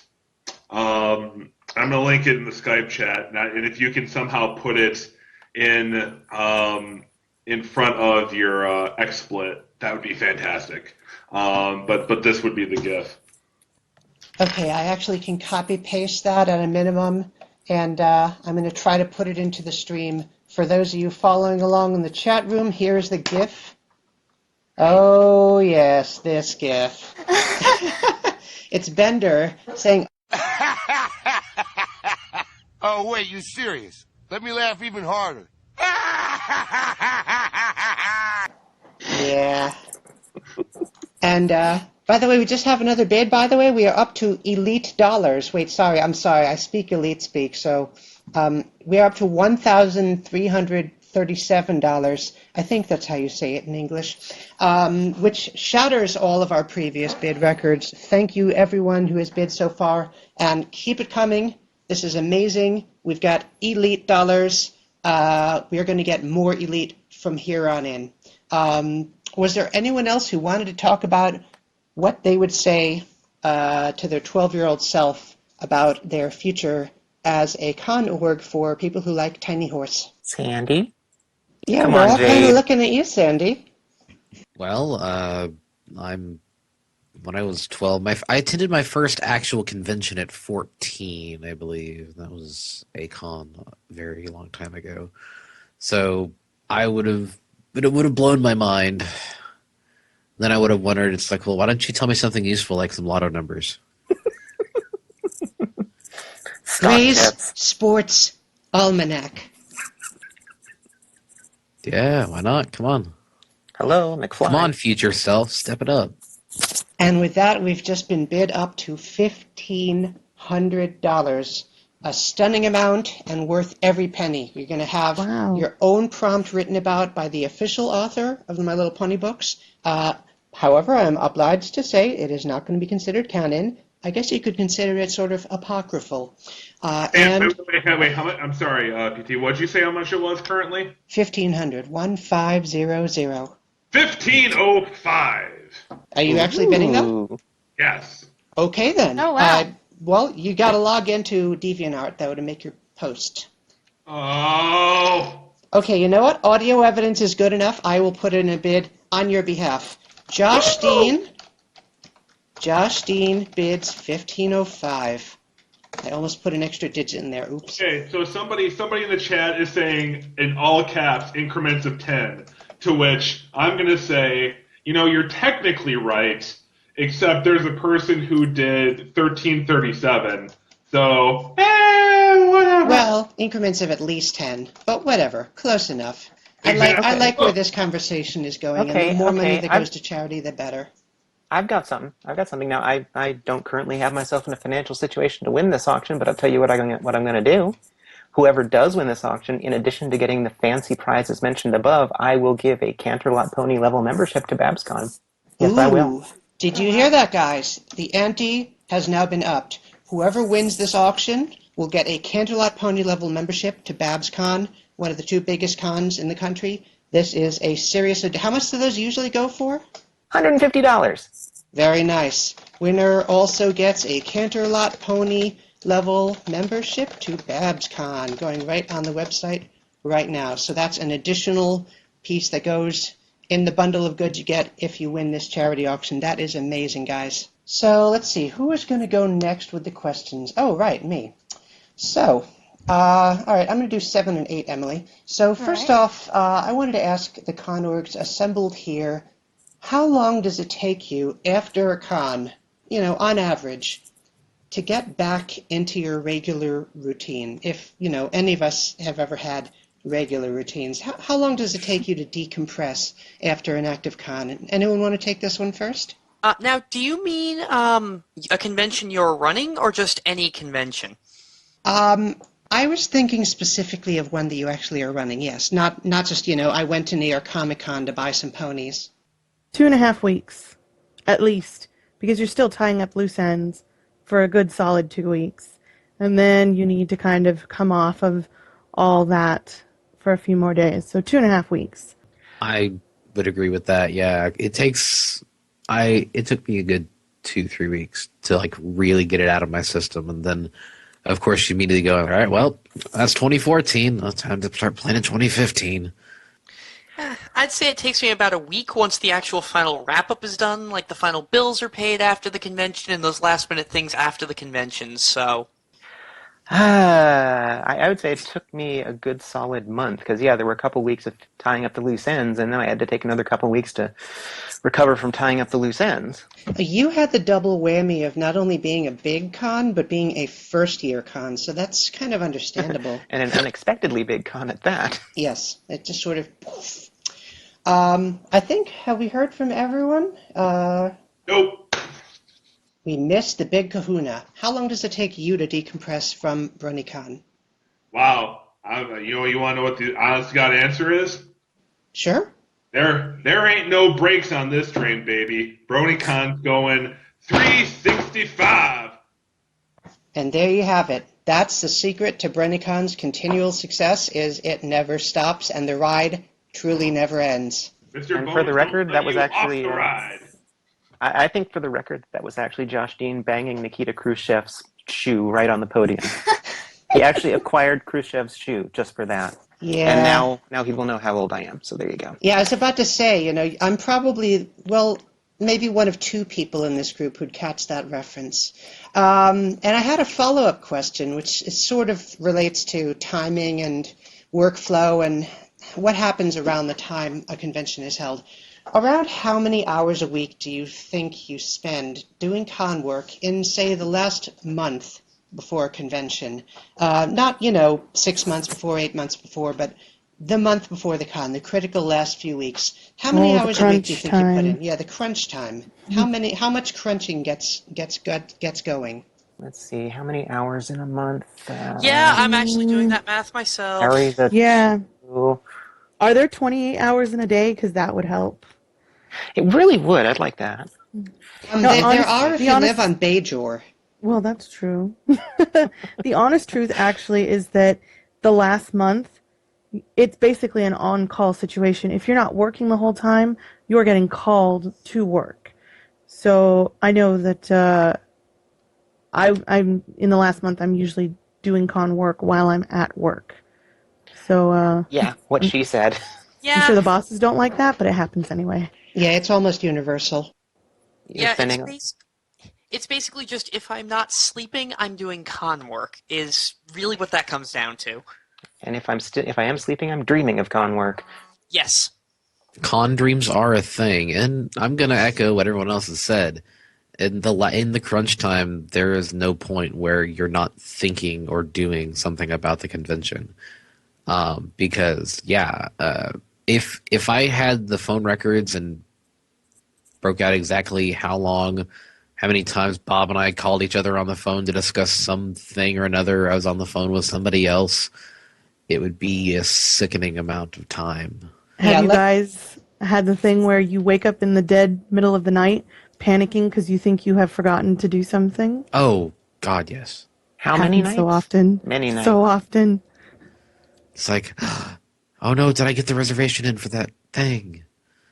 I think the worst part is when you actually dream about having forgotten something important. It's kind of like the con.org version of the dream where you're naked in school or where you haven't gone to class all semester and all of a sudden there's a calc test. Yeah. Only in this case, they don't have the space for you on load-in day. Your entire staff doesn't show up and you have to do everything. On your own. I kind of feel like the odd man out here, which is probably really, really beneficial to me. But my last month is actually, honestly, no different than the other 11 months.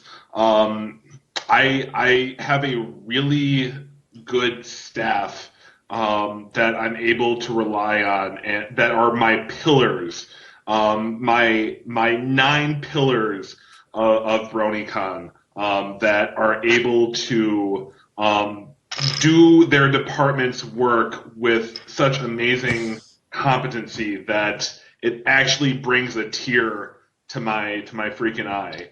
Now that said, my security staff have this thing called ghost chatter, where in the middle of the night they hear radio chatter that doesn't exist. Myself, I have con chatter every night. it's really weird. Every night I have a BronyCon dream. Something. It could be something small. It could be something big. But every night I have some dream about BronyCon that is happening the next year, and I can't make it go away. And it's probably good that I can't make it go away, because it keeps me on the balls of my feet the entire year. But every night, it's just like there's at least one dream that I can always remember, not the specifics of, but it's always something that happened at BronyCon. Actually, one of the dreams I could tell you with clarity. I had a dream about BronyCon where, for whatever reason, the Baltimore Convention Center bailed on us. I don't remember why, but they bailed on us. And for whatever reason, we had to have the convention at my elementary school. Oh, no. I'm sorry. I'll have you know. I'll have you know. I'm writing my fan fiction of this right now. We had BronyCon in Bayview, Milwaukee, Wisconsin at Dover Street Elementary School. I'll have you know, it was a fantastic convention. It was really weird because we had our main events hall in the gymnasium, but we made it work for whatever reason. But it's like that level of weird dream that I have a couple of times every year. To answer Lab Layer's question in chat, I've not had Justin Bieber showing up to BronyCon. I've had Barack Obama showing up to BronyCon. I've had Joe Rogan showing up to BronyCon, but I've not had Justin Bieber showing up to BronyCon. That's probably a good thing. I mean, hey, no, if Justin Bieber wants to come to BronyCon, by all means, my security team will pitch a fit because of all the implications of it. But Justin Bieber is more than welcome to come to BronyCon. You heard it here first, guys, and that's going to be a meme by tomorrow. BieberCon. Actually, I wanna steal Josh's idea of being so nice and brown-nosing my staff to the point where they won't draw out long knives and kill me in the night. So I'm going to do that. You guys rock so much that my last month before con is totally stress-free. Aww. And if you believe that, I've got a bridge to sell you. Well, I've got a bridge not too far from here. It's in pretty good condition. It's just being repaired, and when it's done being repaired, I'll sell it to you for, say, what are we up to now? No, I'm just kidding. We are up to $1,550 going to Equality Now. They're a truly amazing sum of money for a truly amazing work of art, and this is just inspirational. Tinker? Yeah. I feel like I should, because BabsCon did as well, and they beat me to the punch. Damn you, Sonia. I will get you a dinner when I am in California in 2 weeks. But I will go ahead and I will also put forward a BronyCon bronze level badge to the person who does it. Now, what comes with the bronze level badge that doesn't come with the normal 3-day badge is the following. You get the 2015 limited edition poster. You get a thank you on our website. You get an official convention sponsor poster. You get the special sponsor edition badge and ribbon that we're going to be doing this year. You get our limited edition T-shirt that we're only offering to people with 3-day plus on up. You get our priority pickup. I mean, BronyCon's registration at this point is like X-Lax going through a bowl. So that's really, so that's not much. But you also get priority queue for Brony Palooza in the marketplace. And while it doesn't say it yet, we're currently in the process of figuring out whether or not that will also get you priority queue to the main events hall and a bunch of other stuff that you can see at bronycon.org/registration. I don't want to detract too much from it, but you will get a bronze level sponsorship, which currently you can normally get for $250. So you heard that here first, guys. If you are the high bidder on our charity auction tonight, not only do you get the once-in-a-lifetime opportunity to have your pony idea written about by the official pony author and drawn about by the official pony artist for so many conventions, Leakfish, but you also get VIP admission to the 2 biggest Brony conventions in the world, bar none, BronyCon and BabsCon, and you get both. So if you have enough money to bid, high bid on this auction, you probably are going to the cons anyways, and guess what? Now you get in as a VIP because you deserve it. Wow, that is so cool. And by the way, if this doesn't go for more than $2,000, I am going to be deeply disappointed in the whole fandom. I mean, really. Oh, you hear that, guys? Oh, you Shots shouldn't fired. be disappointed. Charity is charity. Well, this is true, but charity needs more. And, come on, 2 passes to 2 incredible pony cons, GM Barrow writing your story idea, and getting it drawn by Leakfish. If that's not worth $2,000, I don't know what is. So come on, $2,000. Yep. Leakfish also said, I want to see 2K, bring it nerds. So the challenge has now officially been issued. Bring it, nerds. What was that line from Ashens? Something about cheese bags? Oh, Stay fresh, cheese bags.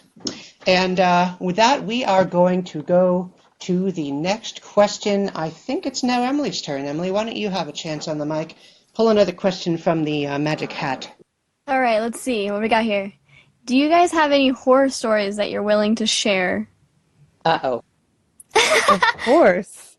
Gee, I already And if they talked won't, about I'm more than willing Okay, to. so before we actually get into this, we need to actually kind of sort of MPAA rate the level of horror story we're allowed to tell here. Because I have G-level horror stories, and then I have R-level horror stories. So someone needs to make the definition right here real quick. Let's say high PG, low PG-13. Does that sound about right? Yeah, let's do that. Yeah, that's about where mine sit anyway. Someone needs to dive in. Do it. Come on. Don't go first. All right. I'll go first because it'll be topped, I'm sure. Okay, so let's see. First year EQLA 2012. We had an incident where an attendee decided to jump the last several steps on an escalator, breaking the escalator right in front of the venue staff, which doesn't sound like a horror story, except we had to pay for that to be repaired. So that was pretty bad. But the big horror story is what Josh found to be the funniest part of EQLA 2013, Look, it wasn't where... the funniest part of EQLA. It was just at the moment it was pretty amusing.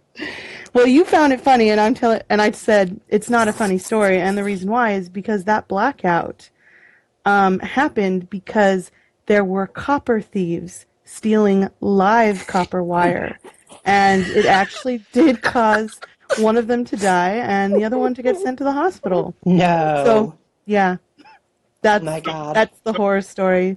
To quote Bo Burnham, ha ha ha, classic comedy. No one? That's a good one. No one? Oh. Yeah. Well, Sonia got it. Okay, who goes next? Who has a horror story that you can tell within the constraints of a PG to PG-13 rated format? I'm going to go last on this one, so go ahead. I've got one. This is brand new as of last week. Well, you just had your con. Yeah. So this year's Drawn Con. It's the end of the con. My administration team is sitting in the ops office. We're alone. We're talking about the payments and everything that needs to go through. We take a look at the PayPal balance and we try to log in. And there's a notice that pops up that says you need to verify your account. Verification will take 7 to 10 business days. We need to pay the agent about $6,000 in about an hour and a half. That's nightmare material right there.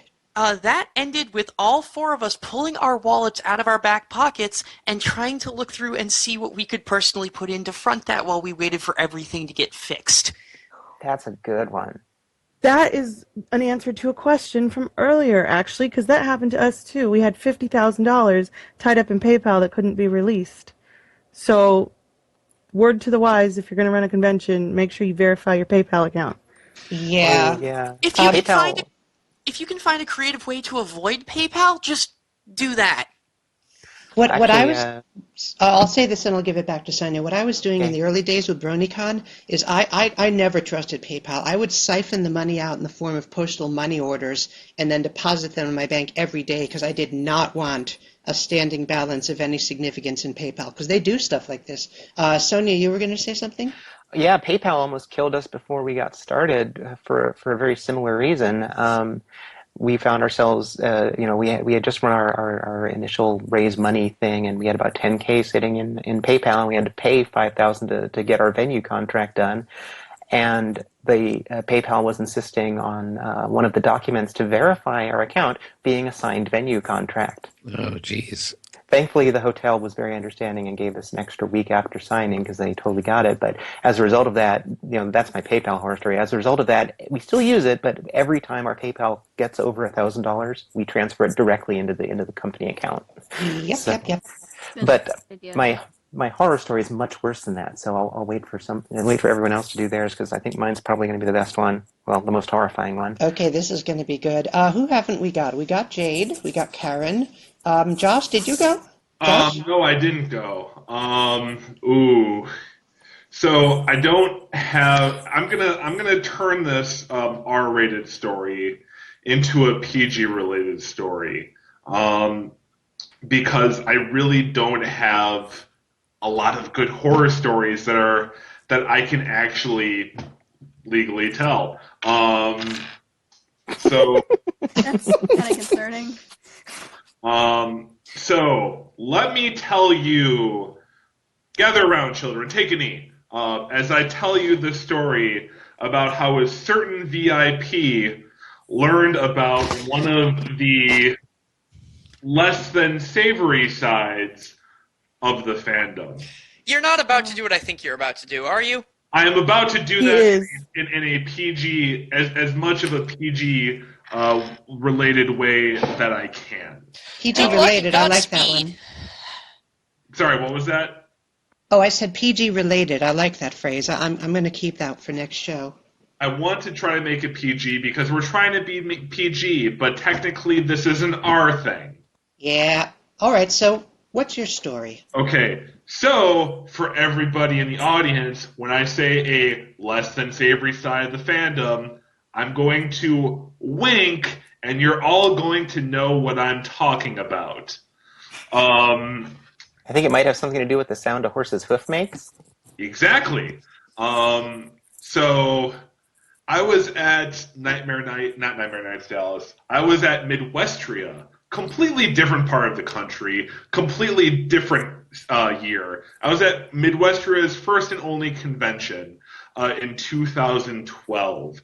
And I was getting out of one of the writers' panels and getting ready to hop onto the elevator with one of these people that happened to be at said panel. During that time, there was another panel going on that was a adult plus panel that had to deal with a wink less than savory side of the fandom.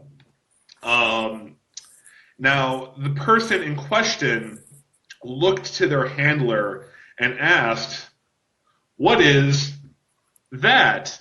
Wink.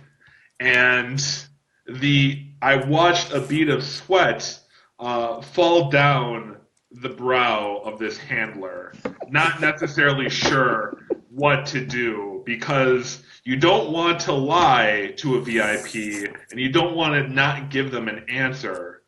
So they gave that person the answer to what was going on in that panel and exactly what wink that less than savory side of the fandom was. And let me tell you, you never quite forget what it looks like when the light in somebody's eyes leave them.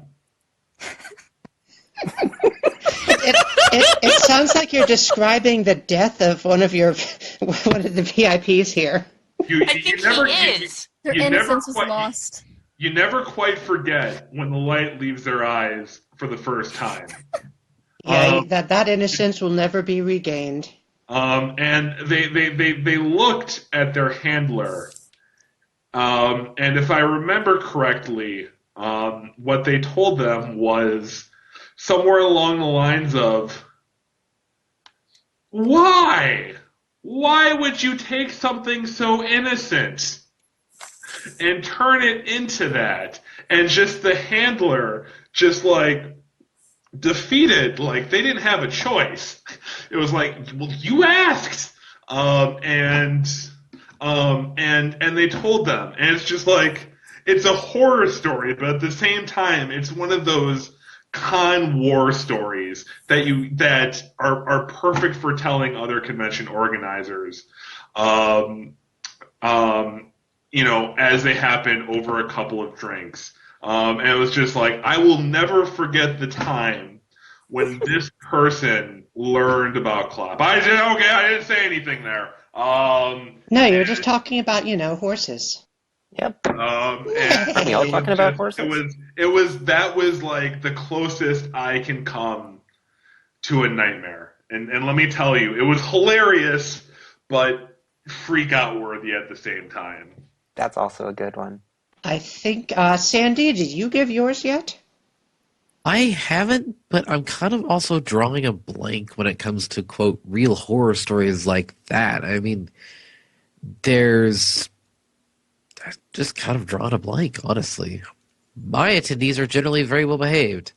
Anything that is... Yes, Sandy, your con didn't have that much in the way of drama or strange things happening. I mean, besides the whole Rarity singing the wedding song thing, that was kind of unusual, although it was very much appreciated as well. That was also Jeez, Sandy, planned. what were you doing wrong? I mean, goodness. No, it's horror? true. It's true. The Dallas Bronies are great, and Nightmare Night staff never has those kinds of issues. It was a pretty chill event. It was an awesome con. I thoroughly enjoyed it. Okay, so Sonia, we're not putting off the inevitable any longer. You have your supposed trump card up your sleeve. What is your horror story? Okay, well, let's build it up, okay? I already have mentioned PayPal nearly killing us. I've already mentioned a hotel liaison not showing up and basically messing up his job in the worst possible way. I've talked about a number of horror stories already, and I was afraid I had kind of run out of useful stories, as it were, but no. This wins. We're there to pick up our first guest of honor. First one. So I go as well. And said guest of honor arrives, and the driver shows up, and we're at the airport. It was me, and who else was there? Karen, you weren't there, I don't think, were you? I was not there. I don't think I was in San Francisco at that time. Okay, so we are taking the guest of honor to the car, and the guest draws me aside and says, "Sonia, can I talk to you for a minute?" I'm like, oh, okay, sure, no problem. She pulls me aside and says a sentence to me that damn near stopped my heart from beating. She says, that guy that you got driving the car, he's been stalking me. I met him at a certain event. I don't want to say which because I don't want to tip my hand on which guest this was. But and the funny thing was, this guy seemed fine. I mean, he seemed very well qualified for the job. He had a very calm demeanor. But the more we learned about him, the more it became obvious that he was a horrible person, and we pulled him in immediately, took away his badge, ejected him from the premises, and made it clear that he would no longer be welcome at anything to do with our convention ever again.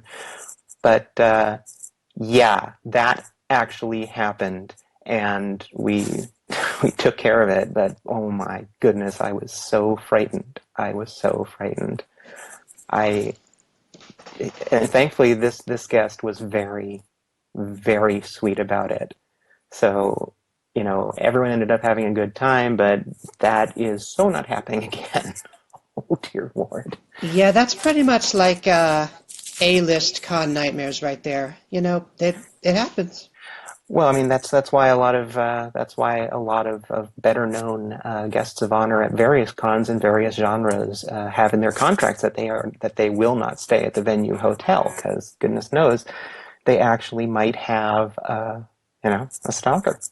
So Yeah, and generally you'll see the VIPs stay at a different hotel, and sometimes some of the VIPs will even stay at a different hotel than the other VIPs. It's just, these things happen.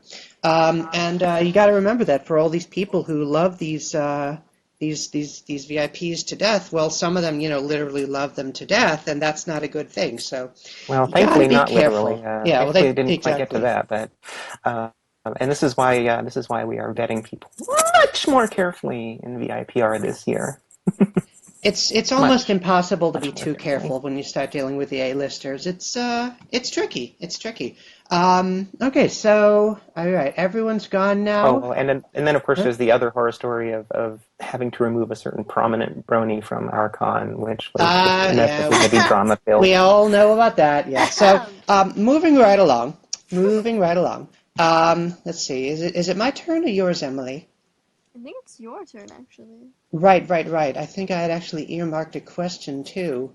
Yes, number 17. This is a nice positive thing heading into the last, I want to say 10 minutes of the show. Remember, we've got only 6 minutes left in the bidding, guys. The current high bid is $1,550. That's $1,550. And if you can outbid that, you will not only win the Leakfish and GM Barrow Art Prize, you will also win special VIP admission to both BabsCon and BronyCon. Specifically, you will get the Canterlot Pony membership to BabsCon and the bronze level badge to BronyCon. So keep your bids coming. You've got 6 minutes left. Now, Hey, Tink. Yeah. I wanna keep this going, and it's not because I'm necessarily just feeling a good buzz here, but like we got a lot of good stuff going on here. There's a lot of questions we've not asked. There's a lot of answers we've not quite had yet. But I want to know if I could possibly convince you to go longer until we finish the questions, if I sweeten the pot a little bit. I like where this is going. Do continue. So, I have in front of me 1, 2, 3, 4, 5, 6. I have 6 characters that will help sweeten the pot of this charity drive. And those 6 characters come in the form of a promo code for BronyCon registration. Ooh. It's nothing huge. I mean, it's something huge.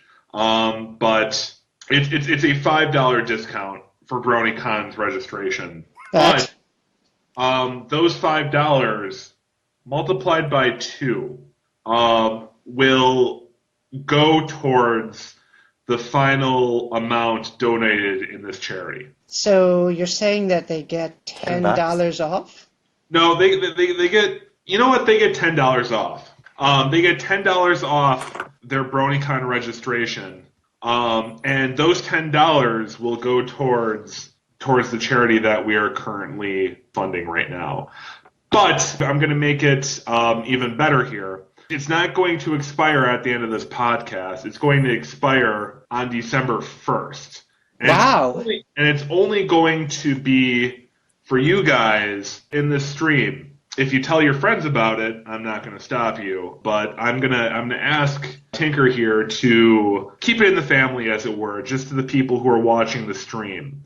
That code is going to be code redacted. That is code redacted. And if you register for BronyCon, from here on out, between now and December 1st, you're going to get $10 off. And those $10 that you are saving is going to go towards the final total for this charity drive that we are doing right now. That's amazing. But that'll only happen if we keep going and we finish the rest of these amazing questions that you and Emily had put together for us. That, good sir, is a deal. You have a deal. And So, I said it in the chat, and clarify- I'm going to bleep it out in the audio so nobody who is not here live will hear. So to clarify, what you're saying is everyone who pre-registers to BronyCon using that code, the money that they save from the badge they buy goes to the charity that we are raising money for tonight. Bingo! You got All it. right. Incredible, That's guys. This is an awesome fundraising charity idea that came from the mind of my successor, Josh Dean, and because of that, we are going to continue on this train of ponies until all the questions have been expired, because this is awesome. Now, And it was translated from drunk to sober by Yes, Karen Padilla, folks. Glittering Pony herself. See, she speaks several languages. Yeah. Now, just to be absolutely clear, this will go on until December 1st. That is 1ST, first. Okay, guys, if you are hearing this here in the chat room, the code expires the first day of December. It's now November 23rd, so that you got a week and change. Do it. It's my birthday. All right, awesome sauce. Now, Okay, then. To celebrate, I need to step into our green room here real quick, and I need to get another tonic for this nice bottle of gin you provided. Mix in some of those Skittles. All right, then. I'll go to Sonia's room, and I'll steal some of her red Skittles. There we go. All right, Hey. so Emily, I think it's your turn then. Why don't you pick one out of the question bag and give it an ask? All right, I think I'm going to pick a simple one that I like, and I'm just curious. Who is best pony and why? Twilight Sparkle is best pony because she's all studious and was a little nerdy, and she learned how to become a leader and a wonderful, wonderful mare. I approve of this answer. Yeah, very good. Rarity. And I think that's a good enough answer, don't you? I mean, it's That is rarity. definitely a rarity answer. Oh, hey, does the bidding continue, by the by? As long as we're streaming? Yes, not only does the bidding continue, I'm now modifying the DeviantArt post to say that the bidding is extended and bidding ends when the stream ends and no later. So tune in and bid up. For me, I would reply rarity as well, but for actual reasons. She's a successful business pony. She takes good care of her family and, is a pretty cartoon horse. A fabulous Because- drama queen. Yes. You can always count on Rarity to liven things up. Also, I probably sound really terrible. I'm I'm becoming more sick as we go. Dude, you have like I said in the Skype chat, you have the voice for like the smooth, like to be a DJ for like the smooth jazz radio station. Smooth jazz will be deployed in 3, 2, 1. Like totally hearing it. You're not quite for me, you're not quite Josh Groban, but man, dude, you are still butter to the ears.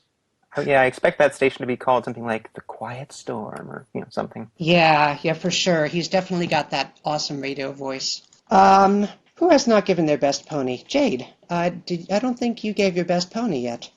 This is always a tough one. If it's the main six, it's definitely Applejack, because of how hardworking she is. Plus, I grew up on a farm too.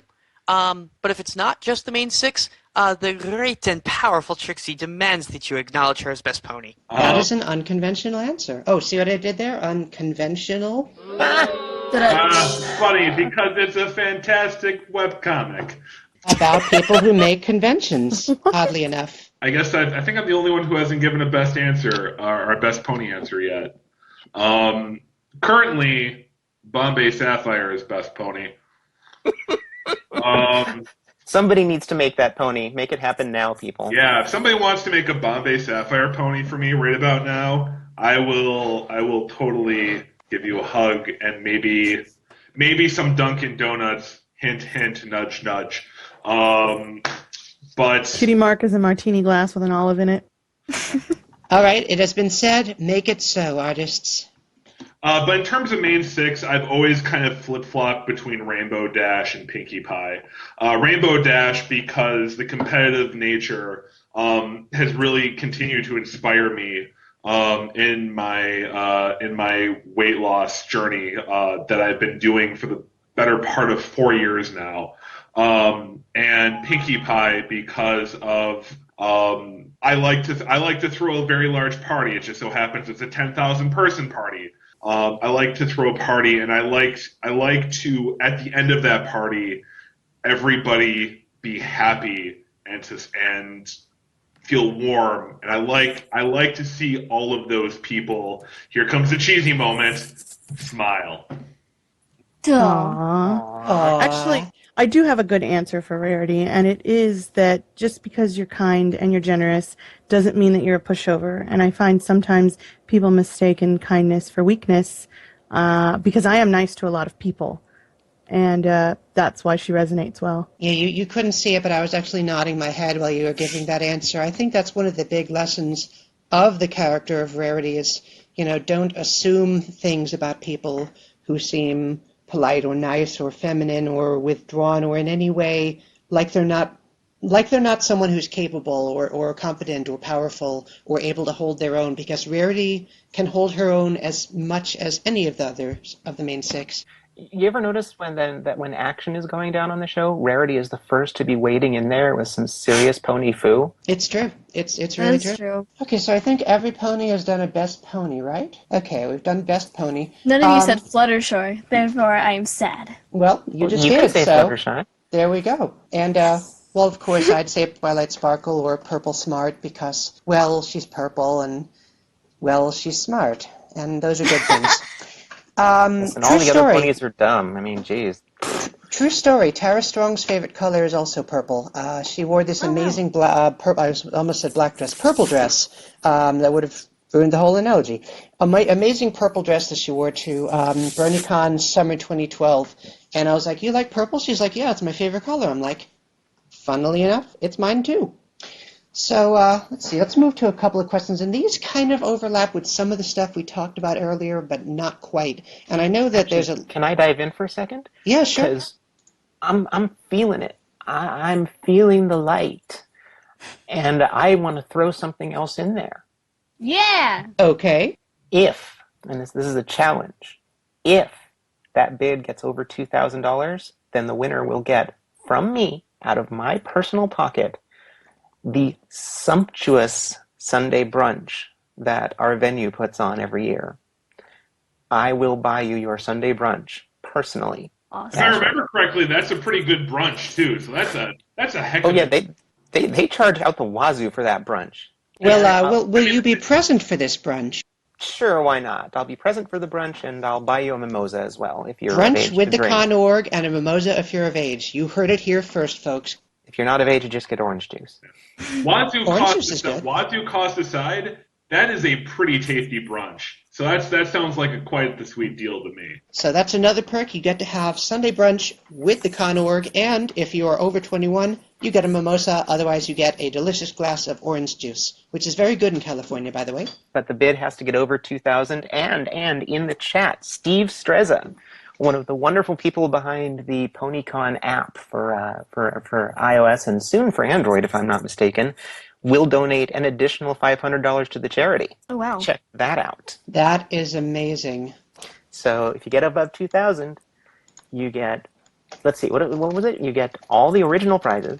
You get Canterlot Pony Pass to BabsCon. You get a bronze pass to BronyCon. Mm-hmm. You get brunch at the SFO Hyatt Regency, paid for by yours truly, and as many mimosas as you can handle, and then now an additional $500 bid by, or as a matching bid by Steve Streza. Yeah, so thanks again to Steve Streza for this generous offer, one of our high bidders. So let's get that bid up. Yeah, well, it's been in writing now, and it's been recorded, so there ain't no backing out now. So let's get that bid over 2,000 so that we can get all of those unlocked perks. It's kind of like a Kickstarter, except instead of kickstarting some people to sit on their butts and do nothing, we're kickstarting a charity to go out into the world and do something. So it's better than Kickstarter then. So let's see. After that amazing perk, where was I? I lost my place. Oh yeah.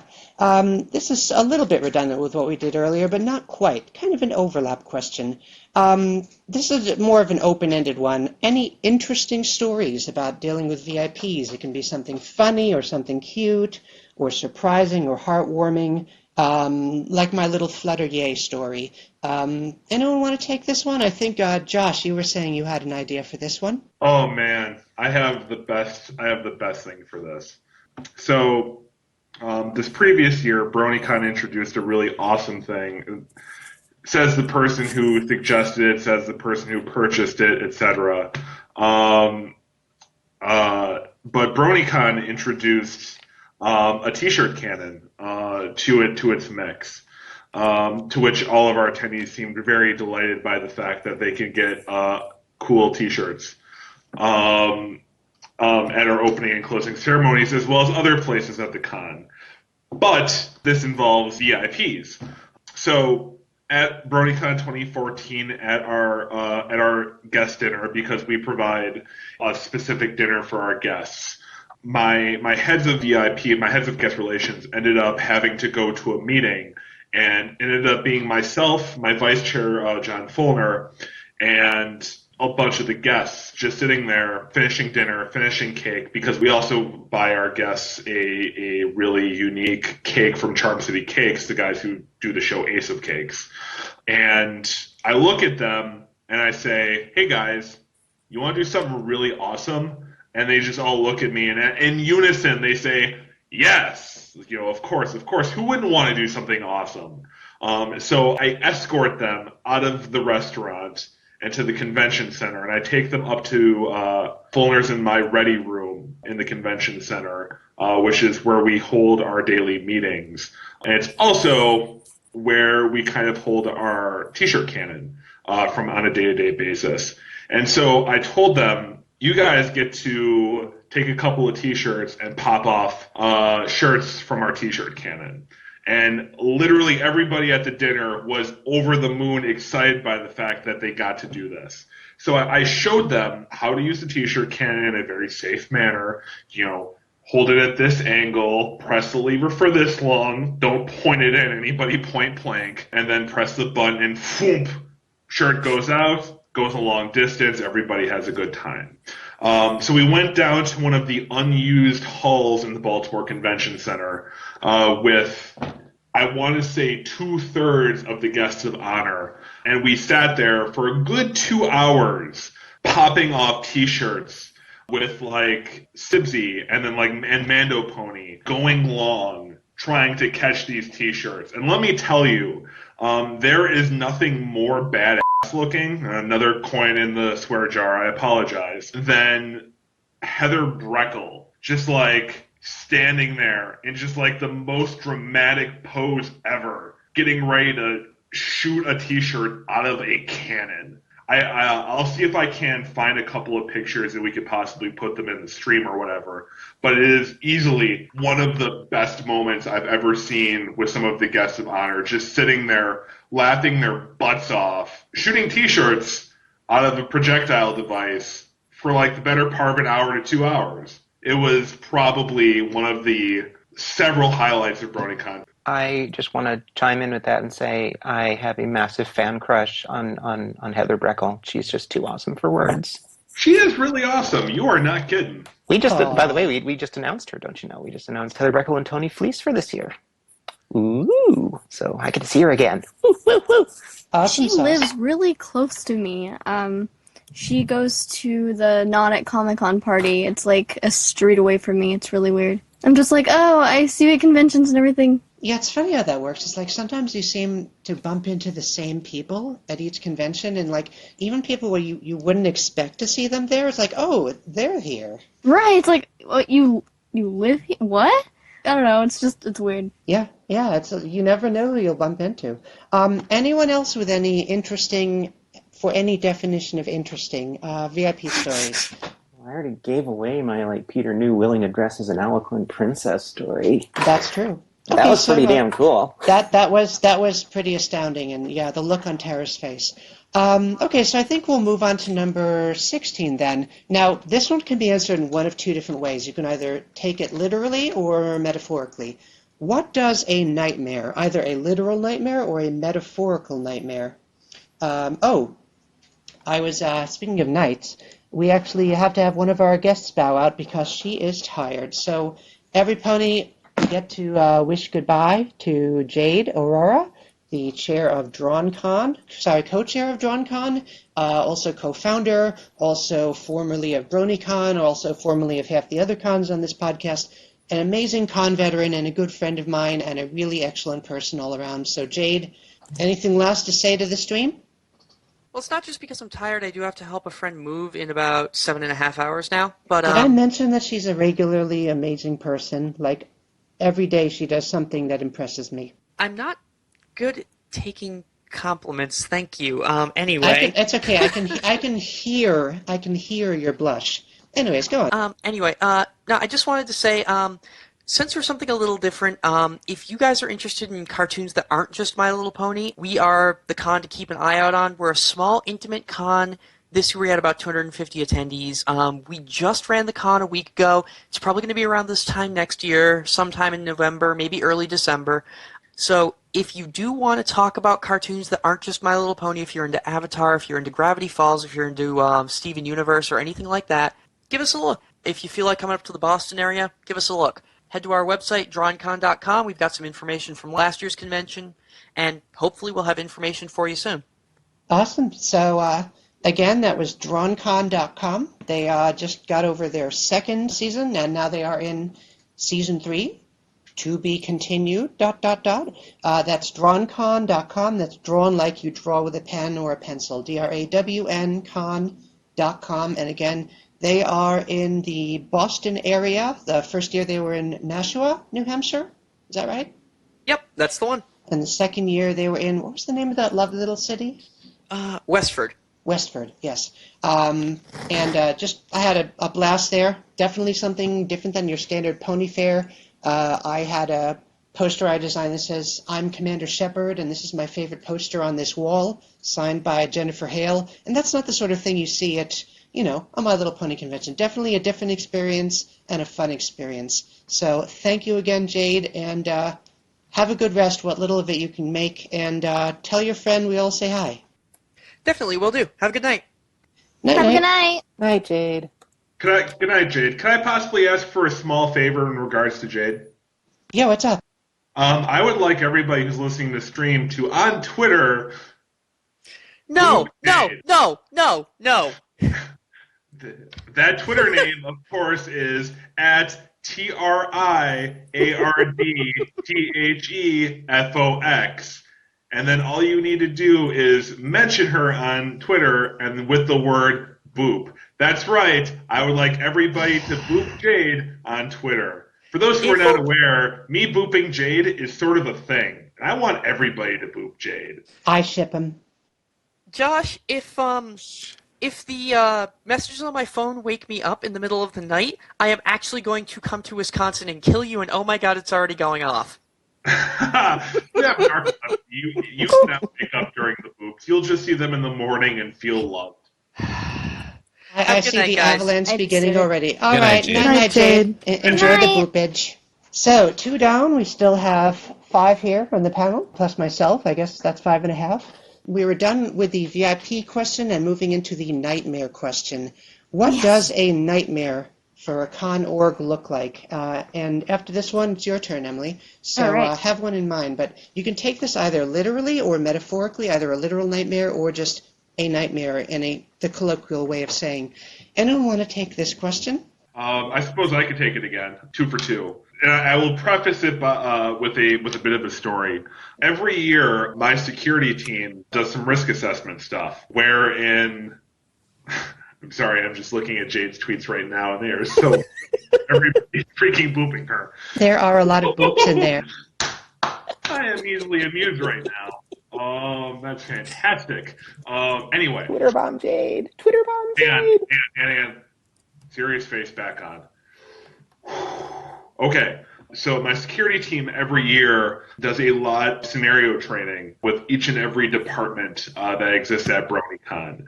We tend to play a game where, and I have to say this because it is the name of what the game we play is, and again, coin in the jar, get ready for the bleep, but we play a game called Fuck the Con, wherein we try to come up with scenarios on a department-to-department basis where we can screw over the convention in terms of something happening. It's actually something that, we deal with on a day-to-day basis. But what I'm going to try to do here for you after taking a long sip of my drink... Drink! Sure. I'm going to try to come up with a true nightmare scenario for a convention. Okay, so you walk into the convention. It's the second day of the convention. Everything seems to be going fine. It's a normal morning. The convention wakes up. Attendees come. The guests of honor, your VIP handlers and your VIP escorts are able to take them from their offsite hotel to the convention center. Everything so far seems pretty okay. Day goes on. We got some VIPs in their panels.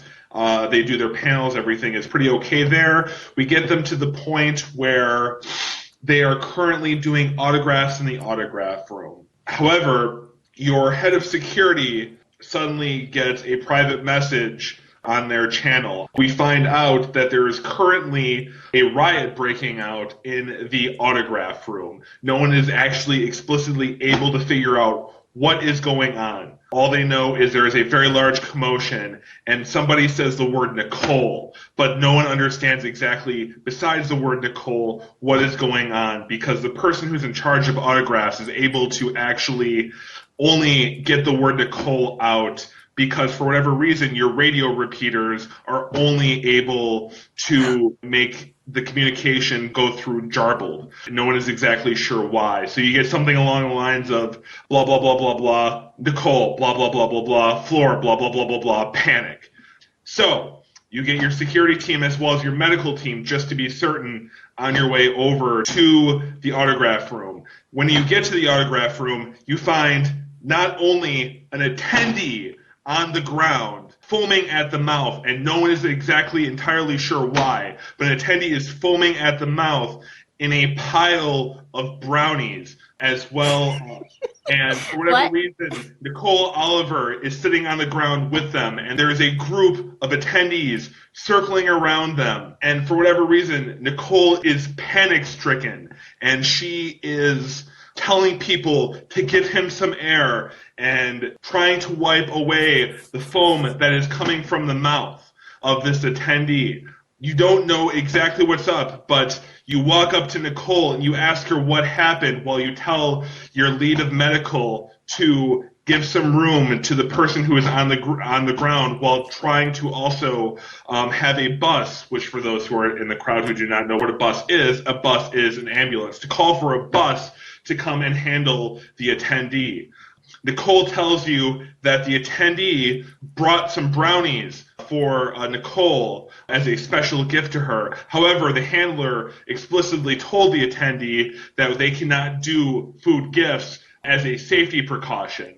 But the attendee said that the food was perfectly fine and that they would take a bite of the food just to prove that there was nothing wrong with it. However, it turns out that the attendee was diabetic and they went into a diabetic shock because of the fact that they were not thinking, and they just wanted to prove to Nicole that the brownies were okay and that if Nicole took the brownies, nothing bad would happen. And we're in this situation. Whereas it turns out it looks like this attendee is in a diabetic shock because they've eaten food well past their blood sugar levels, and we just don't know what to do. What do you do? Jesus Christ, Josh. I know. Wow. I can't top that at all. Did you just pull that out, like, out of nowhere? Hang on, it's worse than that. It's worse than that. Because the con chair gets there, and they come up with their plan in terms of how they are going to handle the attendees who are scattered around the convention. They have the PR team there in terms of figuring out how they are going to publicly react to the situation in order to let everybody know that the situation is under control. You have the venue people there who are there for the convention, and they talk to the con chair and let them know. It turns out your event insurance never actually processed. And there's the punchline, folks. And that is the kind of stuff that I think about 24/7. There is your nightmare of nightmare scenarios. You have guests of honor. You have attendees. You have the venue. You have your security stepping in. You have your public relations having to step in. You have your medical team stepping in. You have your risk assessment people stepping in. You have your ops people having to step in because the radio is screwed up for whatever reason. What do you do? Go. Soil your pants and leave. These are the kinds of things that BronyCon thinks about leading up to the convention. May I just I say... have a simple answer. Yeah. Call 911. 911, yes. Obviously, the medical team is already going to be calling for an ambulance, but the ambulance is not there yet. You still have to handle the situation that is around you with attendees gathering around the person who is foaming at the mouth because they are in a diabetic shock. Go. Empty the room of attendees. Using your staff. Commit harakiri. You're right. I mean, don't get me wrong. Don't get me wrong. No, I'm just saying, like, that's all I would do. There's nothing I mean, yes, there's the Good Samaritan law, but I'm not going to do too much because a lot of people are really sue happy, and that's horrible to have to say, but, we don't have EMTs on our staff for a reason, because in California, the amount of sewage that will happen is insane. So, you call 911 and you let the venue deal with it, and you just clear the room. And then console the poor Nicole Oliver, who's clearly in shock. I just wanted to say, Josh, that there are a number of clubs in Manhattan where a person who could come up with a scenario like that could find useful employment. That is some serious sadism to come up with a scenario like that. I'm really impressed. These are the kinds of things that I assume every convention at some point thinks about. Like I said, BronyCon explicitly plays Bleep the Con several times throughout the event, explicitly to make sure that every department knows exactly what they need to do if the scenario were to come up. And at least for us, in a situation where we have as many people as we have in a space that we have to think about those types of situations. I mean, I will begrudge that smaller cons, not even pony cons, but smaller anime conventions, for example, don't even necessarily have to worry or wonder about those sorts of things because those sorts of things probably won't come up. But we take it upon ourselves to make sure that if they come up, we are prepared. So that would be my absolute nightmare scenario. We have a guest who is panic-stricken. Guys, we have a problem. Someone just dropped off. Oh, Sonia just dropped off. Yeah, Sonia dropped off. But you know what, Josh? You're totally right. Yeah. A convention your size has to worry about those things because you're talking about your autograph room being a volume of people substantially larger than the smaller conventions. So you are totally right in that regard. Whereas a smaller convention could just clear a room of, maybe 2,000 people. You're dealing with trying not to panic your 10,000 attendees. Yeah, I mean, it's one of those things where it's just like, I would rather be overly prepared. I'm actually kind of curious to see what, after I'm done talking, and I apologize if I'm talking too much, I'd be very curious to see what the reaction of the chat at large was to a situation like that, to a situation where you have a grief-stricken guest of honor, an attendee who has gone into anaphylactic shock, where communication, for whatever reason, is down, and you need to react to that sort of situation. And on top of that, for whatever reason, your event insurance, which protects you from an attendee suing you, because of the fact that some such sort of thing happened, is no longer there. The only thing I think I'm missing from this sort of situation is a guest of honor has gone missing because they were kidnapped for whatever reason.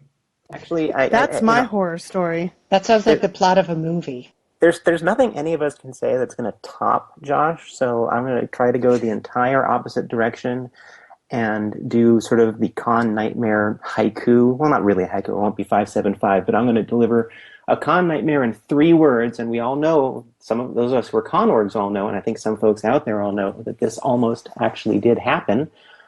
So here it is. Con org nightmare, 3 words. Tara. Strong. eggplant.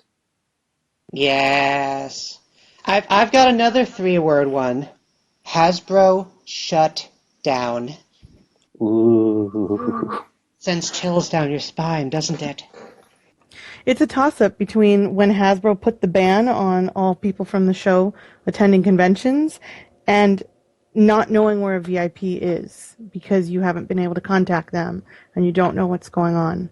It's a toss-up because on the one hand, you've banked all this money on a convention with VIPs being there, and now Hasbro says, nope, sorry, sucks to be you. And on the other hand, you're kind of responsible for someone's well-being for the 72 hours that they're with you, and you can't find them. Yeah, now I'm not going to sleep. Great, thanks. Yeah, well, you know, scary things happen when you stay up into the wee hours of the night talking about con war stories. It's only 10:30 over here. Oh, that's right. Well, okay, 10:30. My bad. Josh, please don't give us more nightmare scenarios. That one was terrifying enough. He was offering to come up with some more, but I think we're all sufficiently traumatized. I mean, I can come up with a scenario wherein you have to deal with a natural disaster that happens. Dude, I live in California. What do you want? We know about this. Okay, hang on. All right. This is going to kind of turn into like name that tune, where Sonia is going to be like, I can solve that scenario in X steps. Okay, so. Oh, and then we all bid to see how many has the least amount of steps to solve the problem. Exactly, Sonia. All right, so you have to deal with the fact that centered around the San Francisco area, there is a 5.1 Richter scale earthquake that happens in the middle of your convention, wherein one of your guests of honor is being transported from their hotel to the convention center itself. At the same time, part of the Hyatt has to deal with the reverberating effects have caused a minor amount of their shrubbery as well as decor to fall over, and the Hyatt has decided that they will not take chances and they want to close down all of the meeting space rooms in order to make sure that the people who are staying at the Hyatt are safe. What do you do? Ooh. Well, let's start with the fact that that's actually impossible. That would not happen. They would just simply clear out the hotel. Let's just start there. Not sure if that's better or worse. Let's also dispense with the inevitable flippant answer, which is commit harakiri, which is my answer to everything. But as far as it goes, let's take the real nightmare scenario, which is, let us not forget that earthquakes are the only natural disasters that I can think of which just up and happen. Anything else, tornadoes, hurricanes, all that, you get a warning. Earthquakes, no warning. They've been trying to come up with a warning system, hasn't worked. So really, the nightmare there is not an anticipatory thing, it's a consequences thing. It's almost like Josh's nightmare scenario, only it's everyone and not just one person at the con. And all you can do if you have a large earthquake like that is try to, make sure that everyone who has the requisite skills to help in the way that they can, and try to get the authorities there. The venue will be doing the same, but it's just the common sense human response. There just is no con staff response to that. There just isn't. Shy of help all the authorities you can, make sure your attendees are fine, do what you can, but that's just the nature of earthquakes. If you've not been through them, you don't know. I mean, I'm sure that Karen's been through them. Oh yeah, 5.1 is a little bit small. If you want true natural disaster, let's hike it up over at least a 6.5. Yeah. The Loma Prieta quake that I was referring to, the one in 1989 that actually shut down the World Series and tore down bits at the Bay Bridge and knocked over some of our flyway highway, was a 7.1. All right, you guys totally caught me. I live in Milwaukee, Wisconsin. the land where the worst that we deal with is blizzards. I actually don't deal with. I think the last time Milwaukee dealt with an earthquake was in the 60s, where we had a residual earthquake that was felt during a Brewers game. So 5.1, if that's low, I apologize. Let's make it an 8.1. Well, then everyone dies in the rubble. Exactly. This is actually for the who all was at our opening ceremonies at Babs last year? At Babs this year. Okay, so yeah. Do you remember the little the cutesy little scenario we had Tabitha record for us on video? I sure do. Yeah, and that was actually the scenario. There was a giant earthquake, the whole peninsula falls into the sea, and half of the staff are there, so there's no more My Little Pony anymore. There's your nightmare scenario.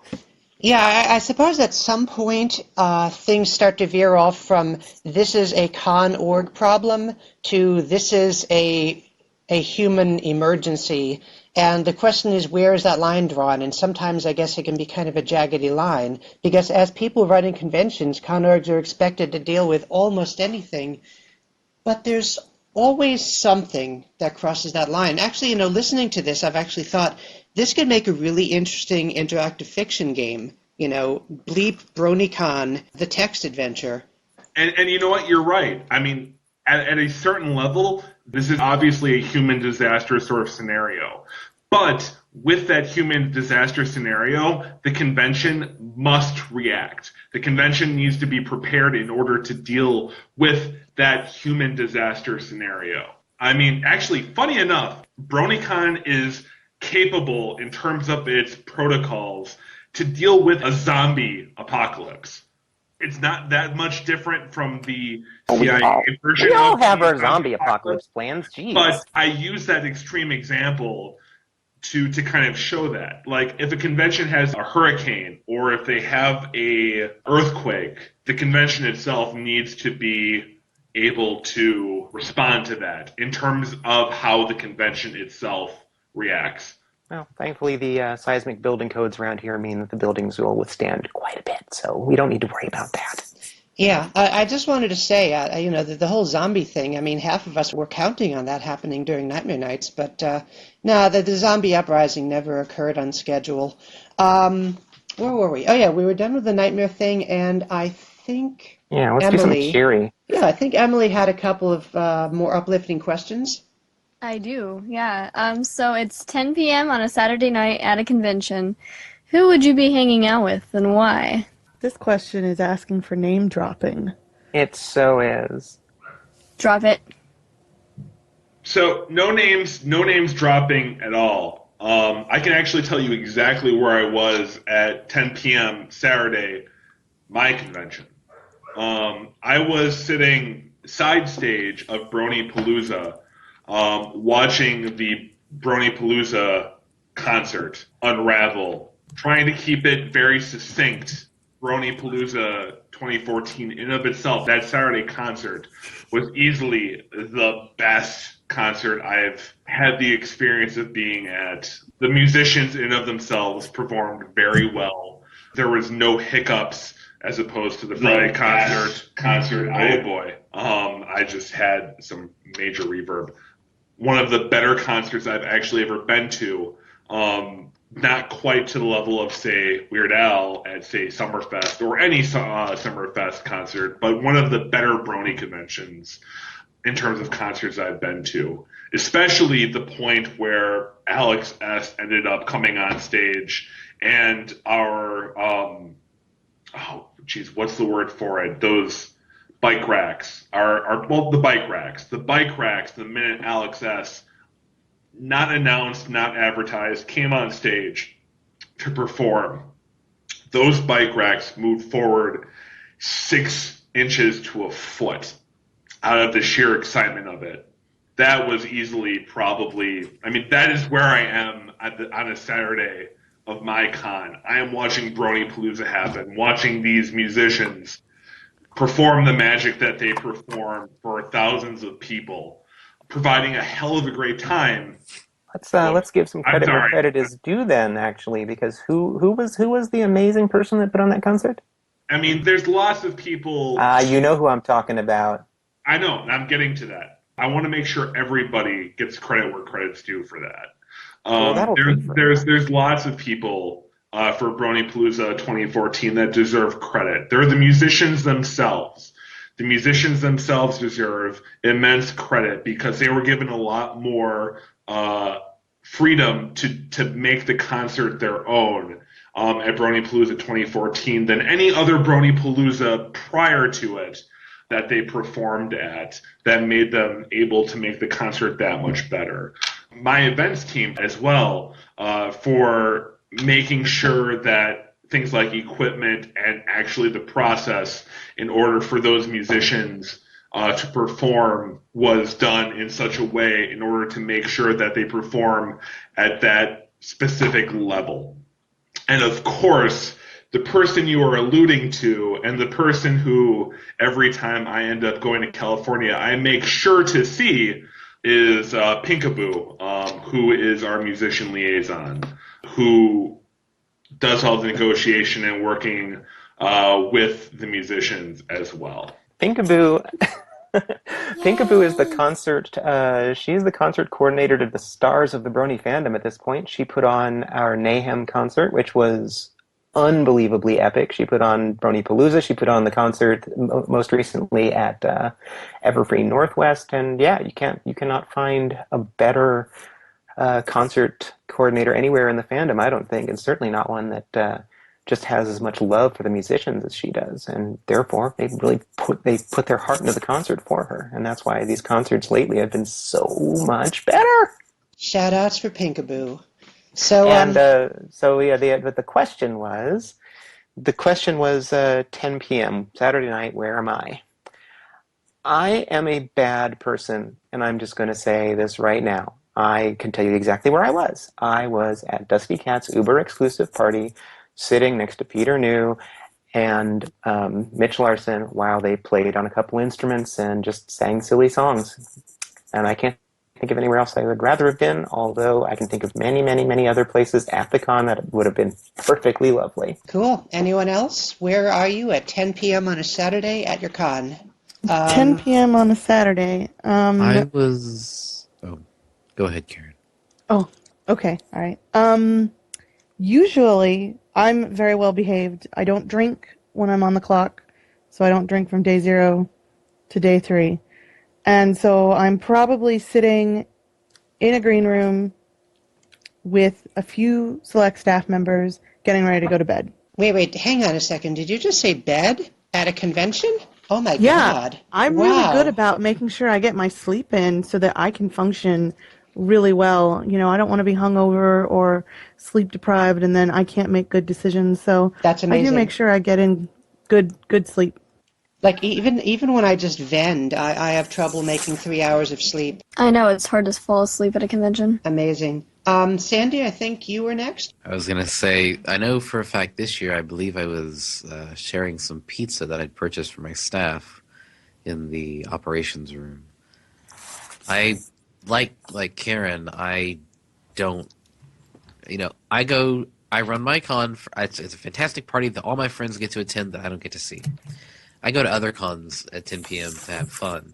At Babs Con, I was at, I believe, a room party, having quite an entertaining time at Babs Con.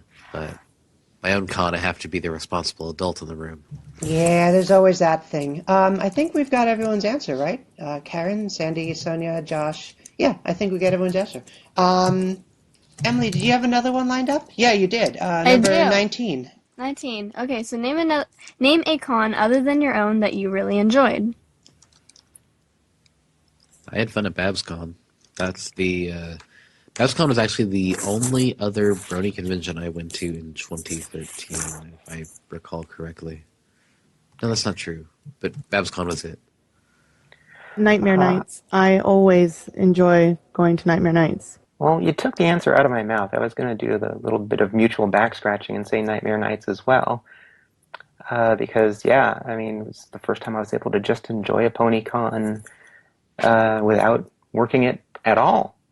Honestly, sorry, I apologize. There's no back scratching I could really provide here. But the best convention that I ended up going to outside of our own, because that's totally a cheat answer.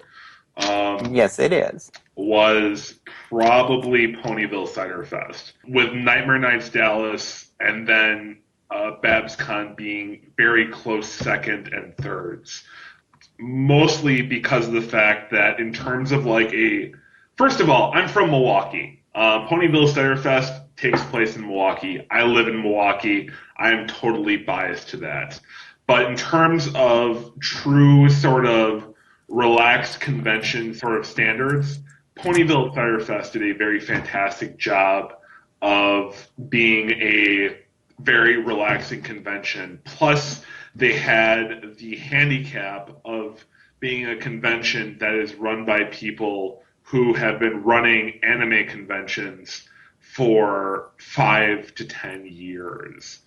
A very close second, with no real good way of me being able to defer between the two of them, would be Nightmare Nights Dallas and then BabsCon. Both of those conventions were very fantastically run.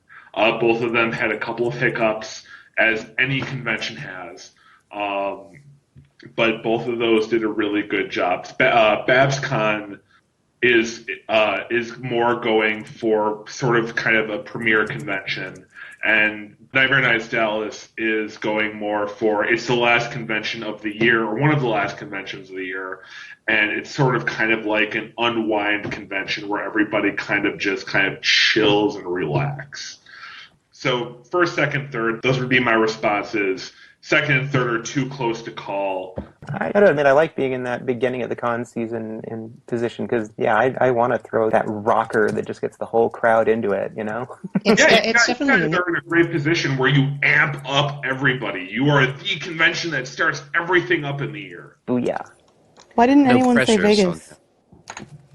I don't I take it wonder. as pressure. I take it as a challenge. Challenge accepted. Oh, Yeah. Okay, so let's see. Does anyone else have any other cons other than their own to give shout-outs to? No?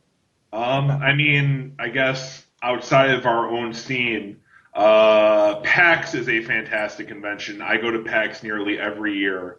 I enjoy video games, and I actually look at PAX as a primary example of ways BronyCon itself can operate in terms of general attendee interaction. So PAX is good.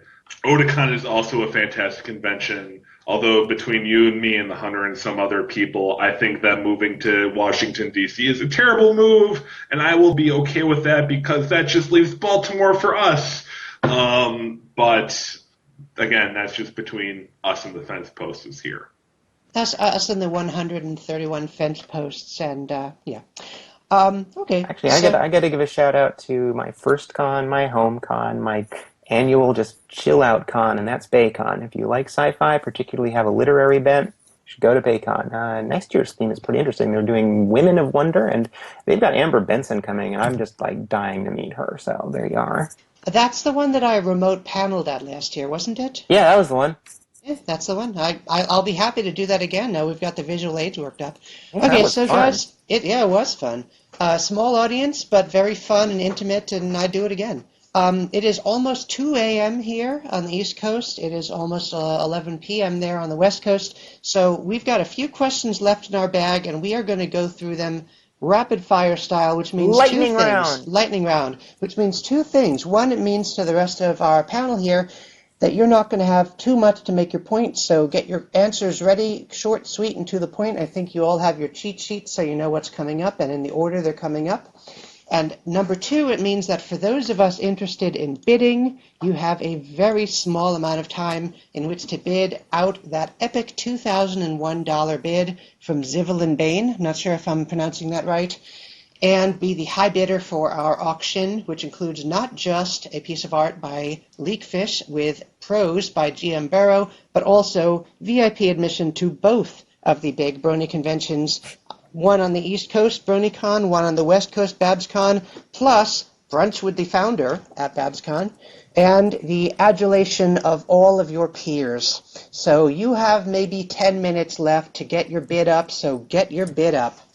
And without any further ado, we are going to go into our lightning round, and I'm just going to circle around everyone in order. Purple, I apologize. Just Yep. the one other thing that I want to mention, the promo code that BronyCon is providing, which is Code redacted.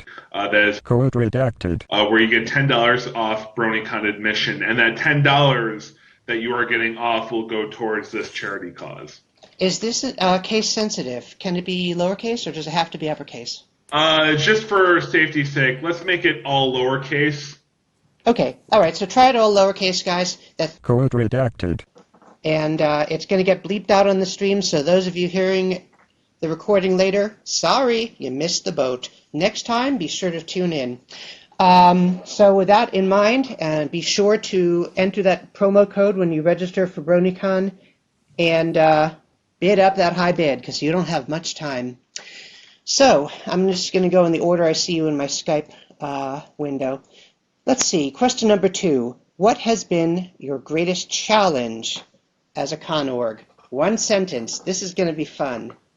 Sandy, your greatest challenge, one sentence. And if it rhymes, even better. No, I'm kidding about that part.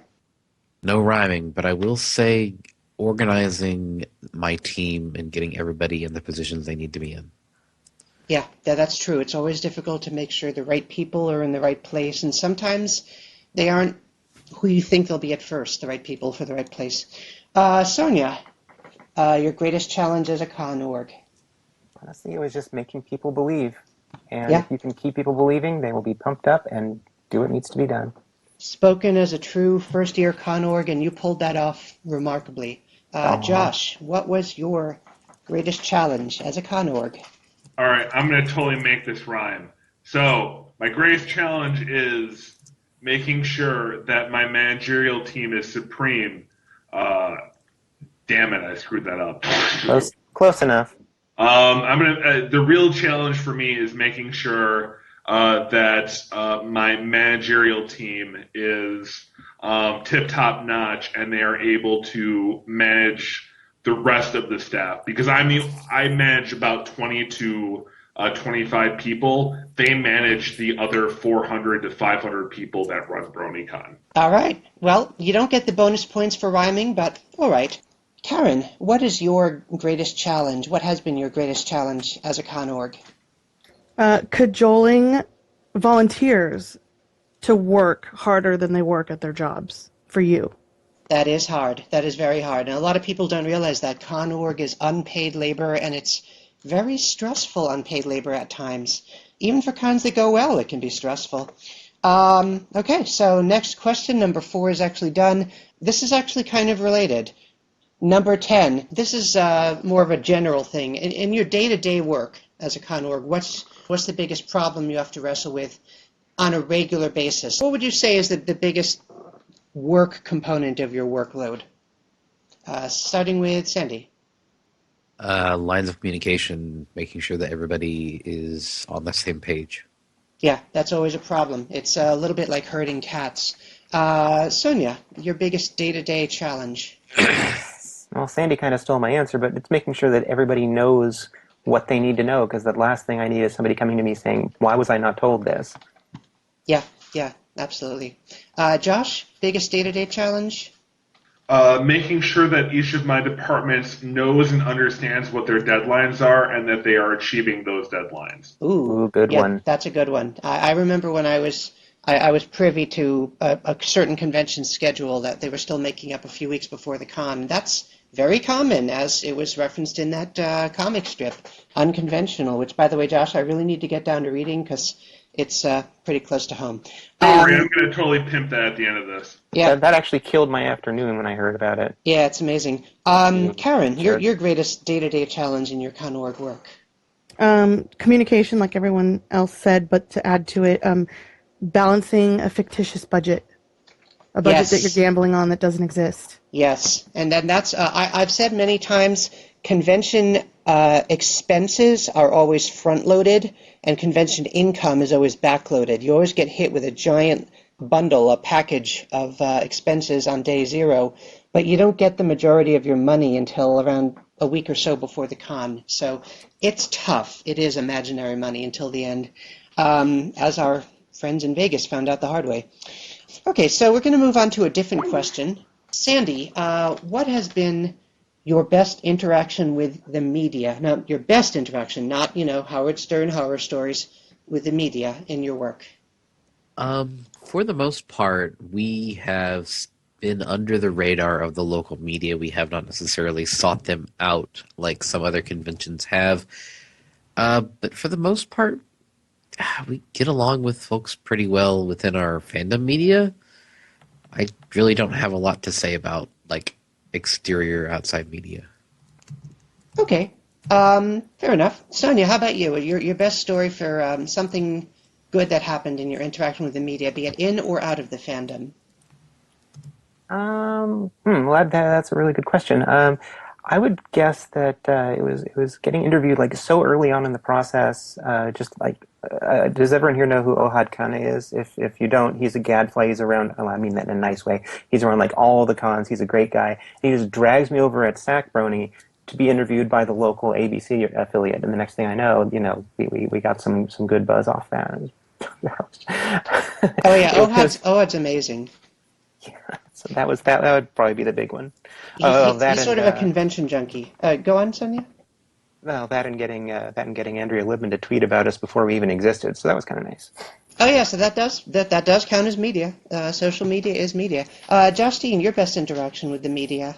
Okay, I'll do one fandom and one not fandom. The first one, fandom, would actually be probably not necessarily the most popular answer, but it would actually be Everfree Network in 2013. To this day, I still personally think that the streaming stuff that we did with Everfree Network in 2013 for the BronyCon at Home project was probably some of the best streaming that this fandom has done overall. Outside of fandom, I'm going to go ahead and say original media, who are the people who help produce and do the show Comic Book Men, who actually were at BronyCon this past year. They are an amazingly awesome group to work with.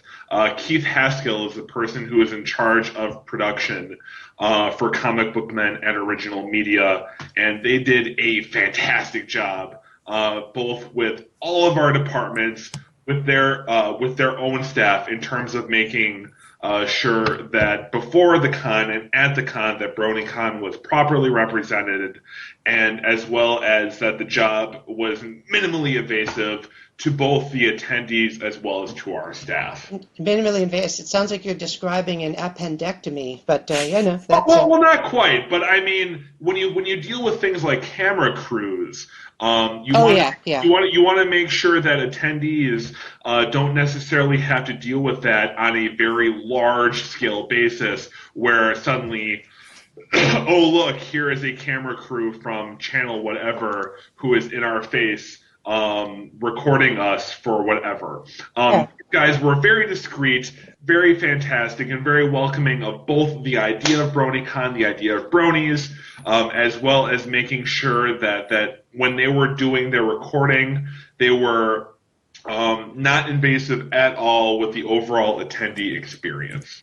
And I was not envious at all when I saw BronyCon getting covered for a whole episode of Comic Book Men. Not even a little bit. Nope. That was sarcasm, actually. Yeah, I'm a huge Kevin Smith and a huge Comic Book Man and a huge Smodcast fan. So for anybody here, you should totally pay attention to Kevin Smith, Comic Book Men, Smodcast, the podcast. And I feel the way they handled the episode, as well as everything with that, was 9 out of 10, would do again. Very cool. Okay, very so cool. Let's keep this lightning round, folks. Yeah, lightning and no, but that was good though. So Karen, your best dealing with the media? We had the LA Times cover our March Marathon event back in 2012 when we announced EQLA, and it was a lovely article, and it was really great. Cool. Yeah, it's nothing like getting recognition. I remember when the Wall Street Journal first covered BronyCon, and I was like, why does the Wall Street Journal? But I was expecting them to be hostile, but they weren't, and I still have a bunch of signed copies of it. Maybe I'll toss one in the charity auction this year. Anyways, all right, so moving right along. That was a good question. Bunch of great answers. So we've got number 17. This is sort of an aspirational thing. What is your greatest goal as a con org? Sandy, what's your greatest goal as a con org? Sandy? Crickets. Okay, I guess. I accidentally muted my mic. That happens. Continue putting on the biggest BronyCon in the South. Continue to put on a great, relaxing event for people at the end of the year, and continue to make enough money to keep going. All very good goals. Okay, Sonia, how about you? What's your greatest goal as a con org? I can sum it up in one sentence, and that is throw the con that I would die to go to. Excellently said. And you, Justine? That's a good answer, but I'm going to sum it up in one word with probably a way too long explanation of said word. All right. This is going to be interesting. Persistence. I want to throw the convention that I want to go to, but at the same time, I want to throw the convention that is going to be around for a long time. To use certain nomenclature that parts of the fandom use, this ride one day shall end. We joke about the fact that the ride will never end. No one is going to get off of Josh Dean's or Mr. Bones or whatever you want to say, their wild ride. But someday will come that this ride will end. And I want to make sure that BronyCon stays long past that end. Whether it be for bronies, whether it be for something beyond bronies, including bronies, I want to make sure that BronyCon continues well throughout the years, because, Jessica, you captured lightning in a bottle with BronyCon. I won't lie to you. You definitely did that.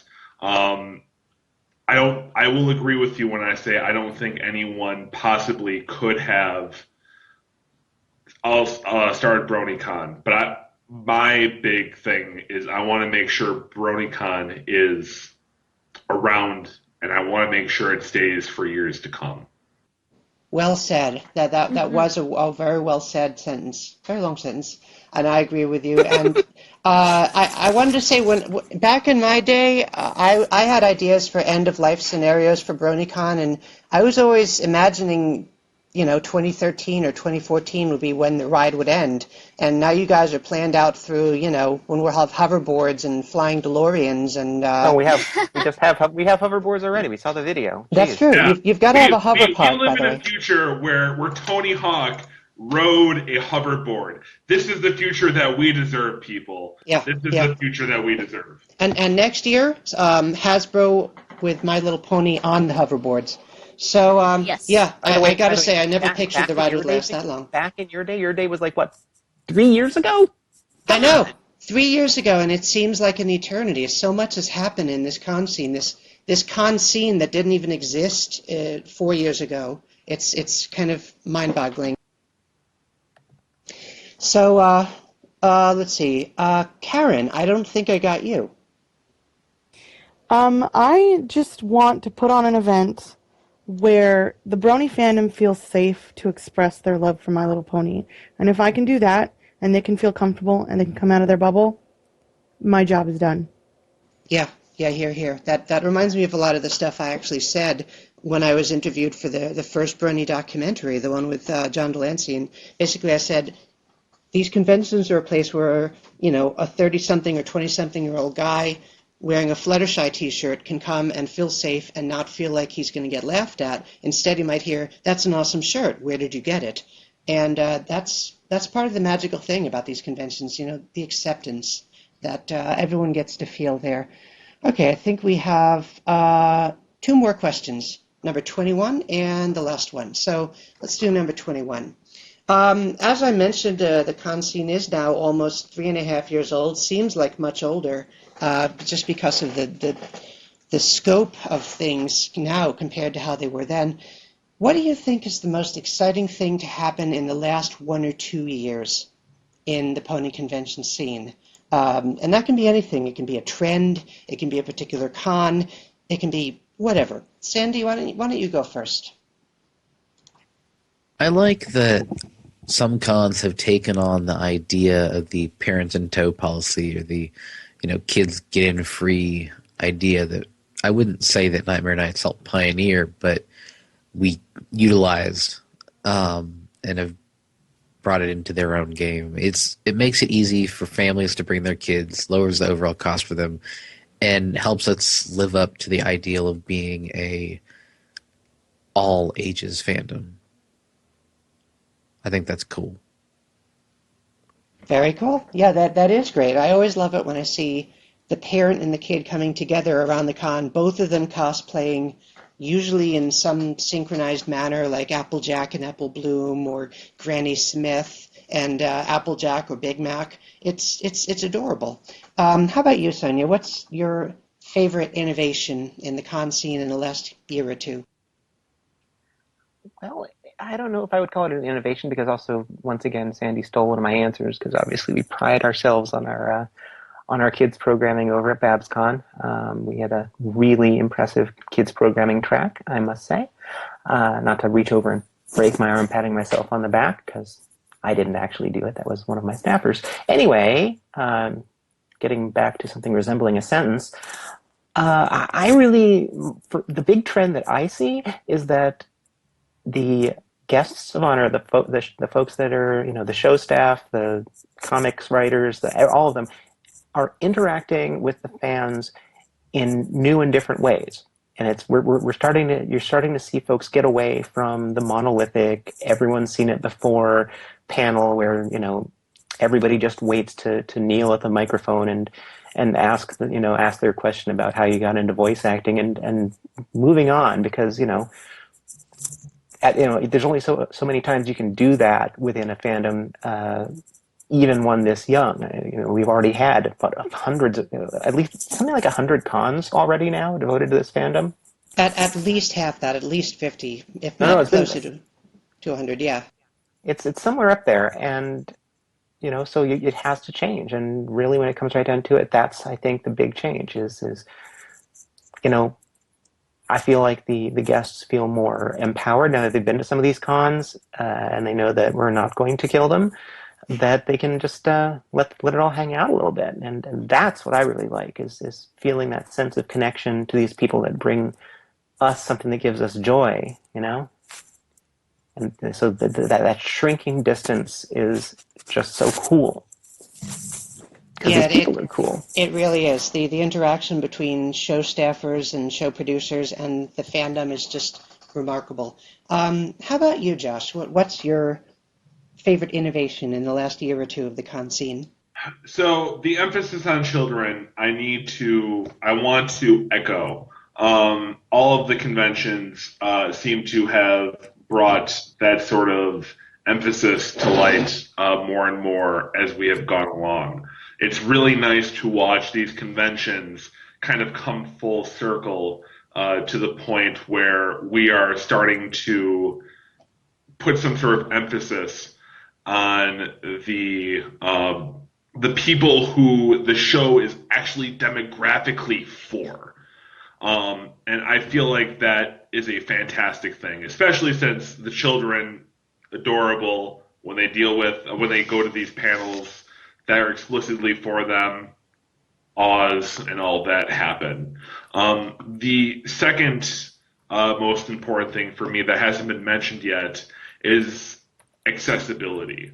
BronyCon in and of itself, and I apologize, I did not necessarily mean for this to be something where I'm necessarily pimping my own convention, but BronyCon has in the past year or so really tried to emphasize a level of accessibility to all of its attendees, and more so potential attendees. This past year, we did our color communication badges, which were meant for all of our attendees in order to provide them a way to express non-verbally how they felt in terms of interacting with the multitude of people who came to our event. And it was, with some minor consequence, very overall well received and something that we're going to continue to do for years to come. But on top of that, this next year we're going to continue that, and we're going to try to make sure that accessibility goes past that in terms of people who are not necessarily able to, say, for example, walk, people who need to take elevators in order to get around a area, people who are not able to necessarily walk around an area. BronyCon in the past year and for years continuing will continue to champion the idea of making sure that those who wish to attend these types of events are able to attend them in such a easy manner. All right. Yeah, and it's totally okay to pimp your stuff on this show. Everyone who's invited is invited to pimp their own stuff and eat their own dog food and pimp their own dog food and all of that good stuff. That's always been a part of the show to let people self-promote. Babscon.com. Yeah, there we go. And we've, by the way, for those following BabsCon on Twitter, they don't have @BabsCon. It's @BabsCon SF. I always make that typo myself. Some guy named Babineau or something has. Anyways, Karen, you're the last one for this question, and then we move on to our final question. So, Karen, what is your favorite innovation in the My Little Pony convention scene in the last year or two? Well, the kid answer has been taken, so I won't say that again. I will say, and it won't be a popular answer, but I really appreciate that conventions now understand that live streaming is not a good idea because it devalues the ticket of the people that you're asking to pay when you turn around and then give it for free. And that's kind of nice to see because these attendees deserve exclusivity. I can't speak, it's late. But they deserve the exclusiveness that they get when they buy that ticket. Interesting. Yeah, so it seems like there are a wide variety of opinions about live streaming, and I guess that'll come into play when I do my next show with live streamers, as I've done in the past. I should remember to bring that up. Note to self, because that's a really interesting point to bring up. All right, now we move on to our final question. I always like to leave on an uplifting note. So our last question here, and you can be a little more long-winded, but not whole story long-winded. I'm looking in a certain direction. But take a paragraph or so for this one. What is the most rewarding part of your job as a con org? Sandy, let's go with you first. When everything is said and done and everybody, you have attendees telling you what a great time they had and how they can't wait to come back for the next one, that is very, it puts all of your hard work and the weekends of not sleeping really into perspective, and it's like, I helped put on this event for 1,000+ people and they all had a good time. I guess I'll leave this again. Yeah, that was always magical. Josh is being asked to be saved for last. Okay, all right, I can do that. So we'll skip over Josh after Sonia then. Sonia, what is your most rewarding part of your job as a con org? Well, Sandy has developed a real knack for taking my answer. It's every time someone says thank you. It's every time someone says I had a great time. It's every time someone says that was the best weekend of my life. It was the look in that little girl's face when she got a crown put on her head by Celestia. It's all of those things. It's just knowing that you give joy, that you create a memory that'll last for a lifetime with someone. And I mean, what's better than that? Yeah, I'm like starting to get teary-eyed here, guys. All this stuff is bringing back a lot of memories. Skipping over Josh for now per his request, and let's get Karen. Karen, what's the most rewarding part of your job as a con org?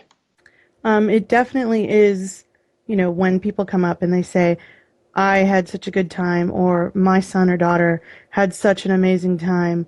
I can't tell you how I was at Kamikaze, and the amount of people, they didn't know who I was, but they kept saying, I wish EQLA would come back. I wish EQLA would come back. And that really means a lot because, the whole point is to make people feel good while they're there.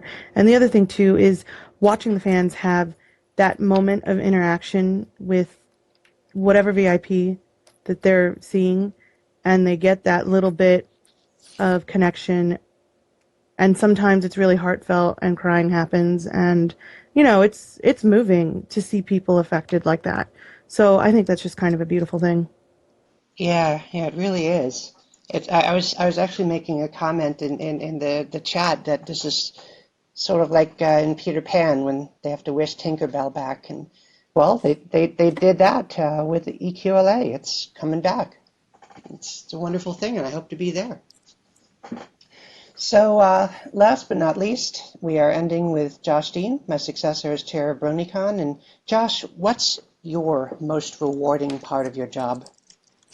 I'm honestly actually not even going to say it because it's very much exactly similar to what these people have said. I feel like what's more important to state is the fact that each and every convention organizer here has said the exact same thing. And that thing being that the reason they do this is because of the people. The fact that they have all have said that, in my eyes at the very least, has really solidified them as the people who should be in place to run their events. Because that is exactly why all of us do what we do. It's why we put together these countless hours, these sometimes thankless hours, in order to make sure that our events not only run, but run smoothly, run without hiccups, and run with happy faces from everybody who puts forth their money in order to come to these events. The fact that everybody here has explicitly said, I do this for the people. I do this for the people who come to my event. I do this for the people who come to my event and then leave it with a smile on their face and say to themselves, this was a good idea. I am glad that I came here for this. That they go to bed with a smile on their faces because their attendees say this. These are the people who should be running these events. And these are the people who are running these events. In my eyes, more than anything, more than my own event, that is what puts a smile on my face. That the right people are the ones who are running these events, the people who should be running these events, and the people who, for years, hopefully, will continue running these events. That was beautiful. It was beautiful, but do you really want us to die from running cons for that many years? I mean, come on, Josh, dude, seriously. I just feel That's like the flip wish me dead. side. I will tell you what, if it is for the purple, then that is exactly the purple. Oh my God, he made a Coach Z reference. For the purple. For the purple. Let it not be said that I am not able to end a discussion with a very sentimental sort of comment. That was amazing. Well, guys, this has been, I think, one of my longest, if not my longest panels to date. Certainly one of my most rewarding ones. We have managed to get a high bid of $2,001 for our art prize, which again is going to be a half a page of prose written by G.M. Barrow, which again, it's not canon, consider it apocryphal. And then that prose is going to get illustrated by Leakfish. Everything is going to get printed up. It's going to get autographed. It's going to get nicely framed, and it's going to get sent to the winner, who also receives, because the bid went over $2,000, enhanced admission to both BronyCon and BabsCon. And as one last reminder, for everyone else registering for BronyCon, they have generously donated a code of, is it? Code redacted. It is. Code redacted. That is. Code redacted. Code redacted. Yeah. Code redacted. And that will not only get you a discount, but get our charity, which is Equality Now, one of the most pioneering women's rights groups in the world, the equivalent that you got in your discount. This is a fantastic way of BronyCon showing their support to charity, which is something BronyCon's always been great about. And thank you to all of our wonderful panelists. I'm going to go over them in no particular order. We have Sonia Lin, the chair of BabsCon. Actually, can I dive in with one little thing? Yeah, everyone and can. Also, Also, let's thank Steve Streza for that extra $500. Yes, So the thank you actual amount ever is so much. 2,500 won. We're actually going to be giving $500 more because one of our high rollers has generously donated another $500. So that's $2,501 donated just from this. Plus another person gave, I think they said they gave 100. They just gave 100 just out of the air. So we've generated $2,601 tonight. Thank you ever so much to the generous people of this fandom for making this possible. I've never ceased to be amazed by the generosity of this community. And by the way, of course, come to BabsCon because the announcements are about to start flying fast Yes. and furious, and you're going to want to see these people. So Babscon.com. They're the big con in San Francisco, and I'll be there. All right, so we also would like to say goodbye belatedly to the people who had to jet. Bajati, the creator, and I think his current title is managing chair or something like that. Anyways, head honcho for Everfree Northwest, a wonderful event in Seattle that's been going on since 2012. He had to leave a little while ago, but if you've been living under a rock and you haven't heard of Everfree Northwest, check out their site at everfreenw.com. Again, they're in Seattle. Also, we had to leave was Jade Aurora, who's the co-chair of DrawnCon, up not too far from Boston. And she also worked for a number of other conventions, and that's a general Western animation convention. It's a little smaller than something like BronyCon, but it's a different sort of more intimate experience and definitely worth trying if you're in the Northeast especially. Again, that's drawncon.com. Also wanted to thank Karen Padilla. Did I pronounce that right? Yes. Also known as Glittering Pony from Equestria LA, which is back, folks. That's equestriala.com, right? Correct. And any last things you wanted to say? Just that I really appreciate being included in this, and just keep an eye on our Twitter at Equestria LA and our website and our Facebook page for all the information coming up on when that will be happening. Yeah, I'm pretty psyched. I keep checking your website, seeing what gets updated. It's going to be fun to see it unfold. Also saying goodbye to Chef Sandy of Nightmare Nights Dallas, and he's the co-chair, right, Sandy? Yep. And you're what, nightmarenights.net, is that correct? Correct. And want to say a last few words? Well, y'all are in North Texas, or, well, anybody, come on down to Nightmare Nights 2015, October 23rd, 25th. We've just wrapped up and put a bow in 2014, so we don't have any guests announced yet, but rest assured we are working hard on getting an awesome lineup for year 3. Just wanted to say I came there from New York. It was totally worth it. Will do again. 10 of 10. Would attend again. I guess we'll close with Mr. Dean again. Josh Dean, chair of BronyCon, which should in this fandom need no introduction. Any last words? Yes.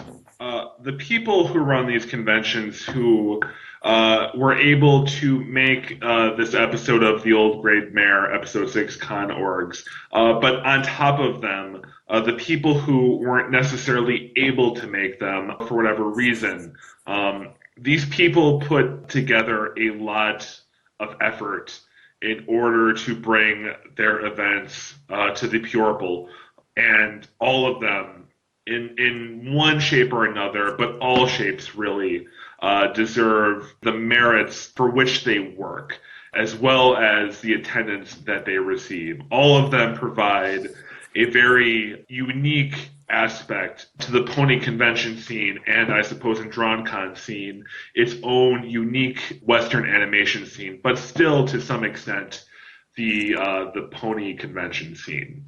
I'd like to thank, on behalf of everybody, the work that you have put forth towards putting your conventions on behalf of BronyCon, because you guys have taken your fisheye lenses and you have made the most amazing events that you are able to for them, for the people on the stream as well as the people who are not aware of this stream.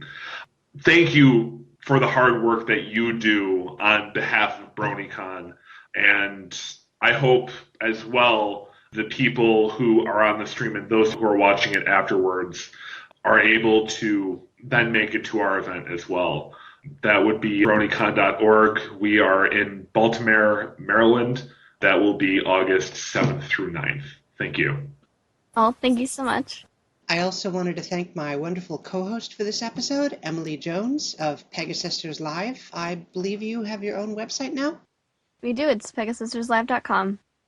So be sure to check that website out as well. That's pegasisterslive.com. And that's all for this episode of The Old Gray Mare, episode 6, focusing on con orgs. Join us next time when we do an episode all about artisan crafters, people who create things that aren't just drawings or paintings, people like Silver Slinger, for example, or paper ponies. Next time on The Old Gray Mare. Fighting at the front many long years ago. Many long years ago. Many long years ago. Oh, the old gray mare was fighting at the front, fighting at the front, fighting at the front. The old gray mare was fighting at the front many long years ago. Oh, the old gray mare ain't what she used to be, what she used to be, what she used to be. The old gray mare ain't what she used to be many long years ago. Many long years ago. Many long years ago. Oh, the old gray mare ain't what she used to be, what she used to be, what she used to be. The old gray mare ain't what she used to be many long years ago. Hold on there, hold still, God dang it. There she goes. Whoa, whoa, whoa. Oh, the old gray mare, she kicked the whipple tree, kicked the whipple tree, kicked the whipple tree. The old gray mare, she kicked the whipple tree many long years ago. Many long years ago. Many long years ago. Oh, the old gray mare, she kicked the whipple tree, kicked the whipple tree, kicked the whipple tree. The old gray mare, she kicked the whipple tree many long years ago. There's many a kicking the old gal yet. Whoa! Hold on there, what are you doing? Oh, the old gray mare stood neath the apple tree, neath the apple tree, neath the apple tree. The old gray mare stood neath the apple tree many long years ago. Many long years ago. Many long years ago. Oh, the old gray mare stood neath the apple tree, neath the apple tree, neath the apple tree. The old gray mare stood neath the apple tree many long years ago.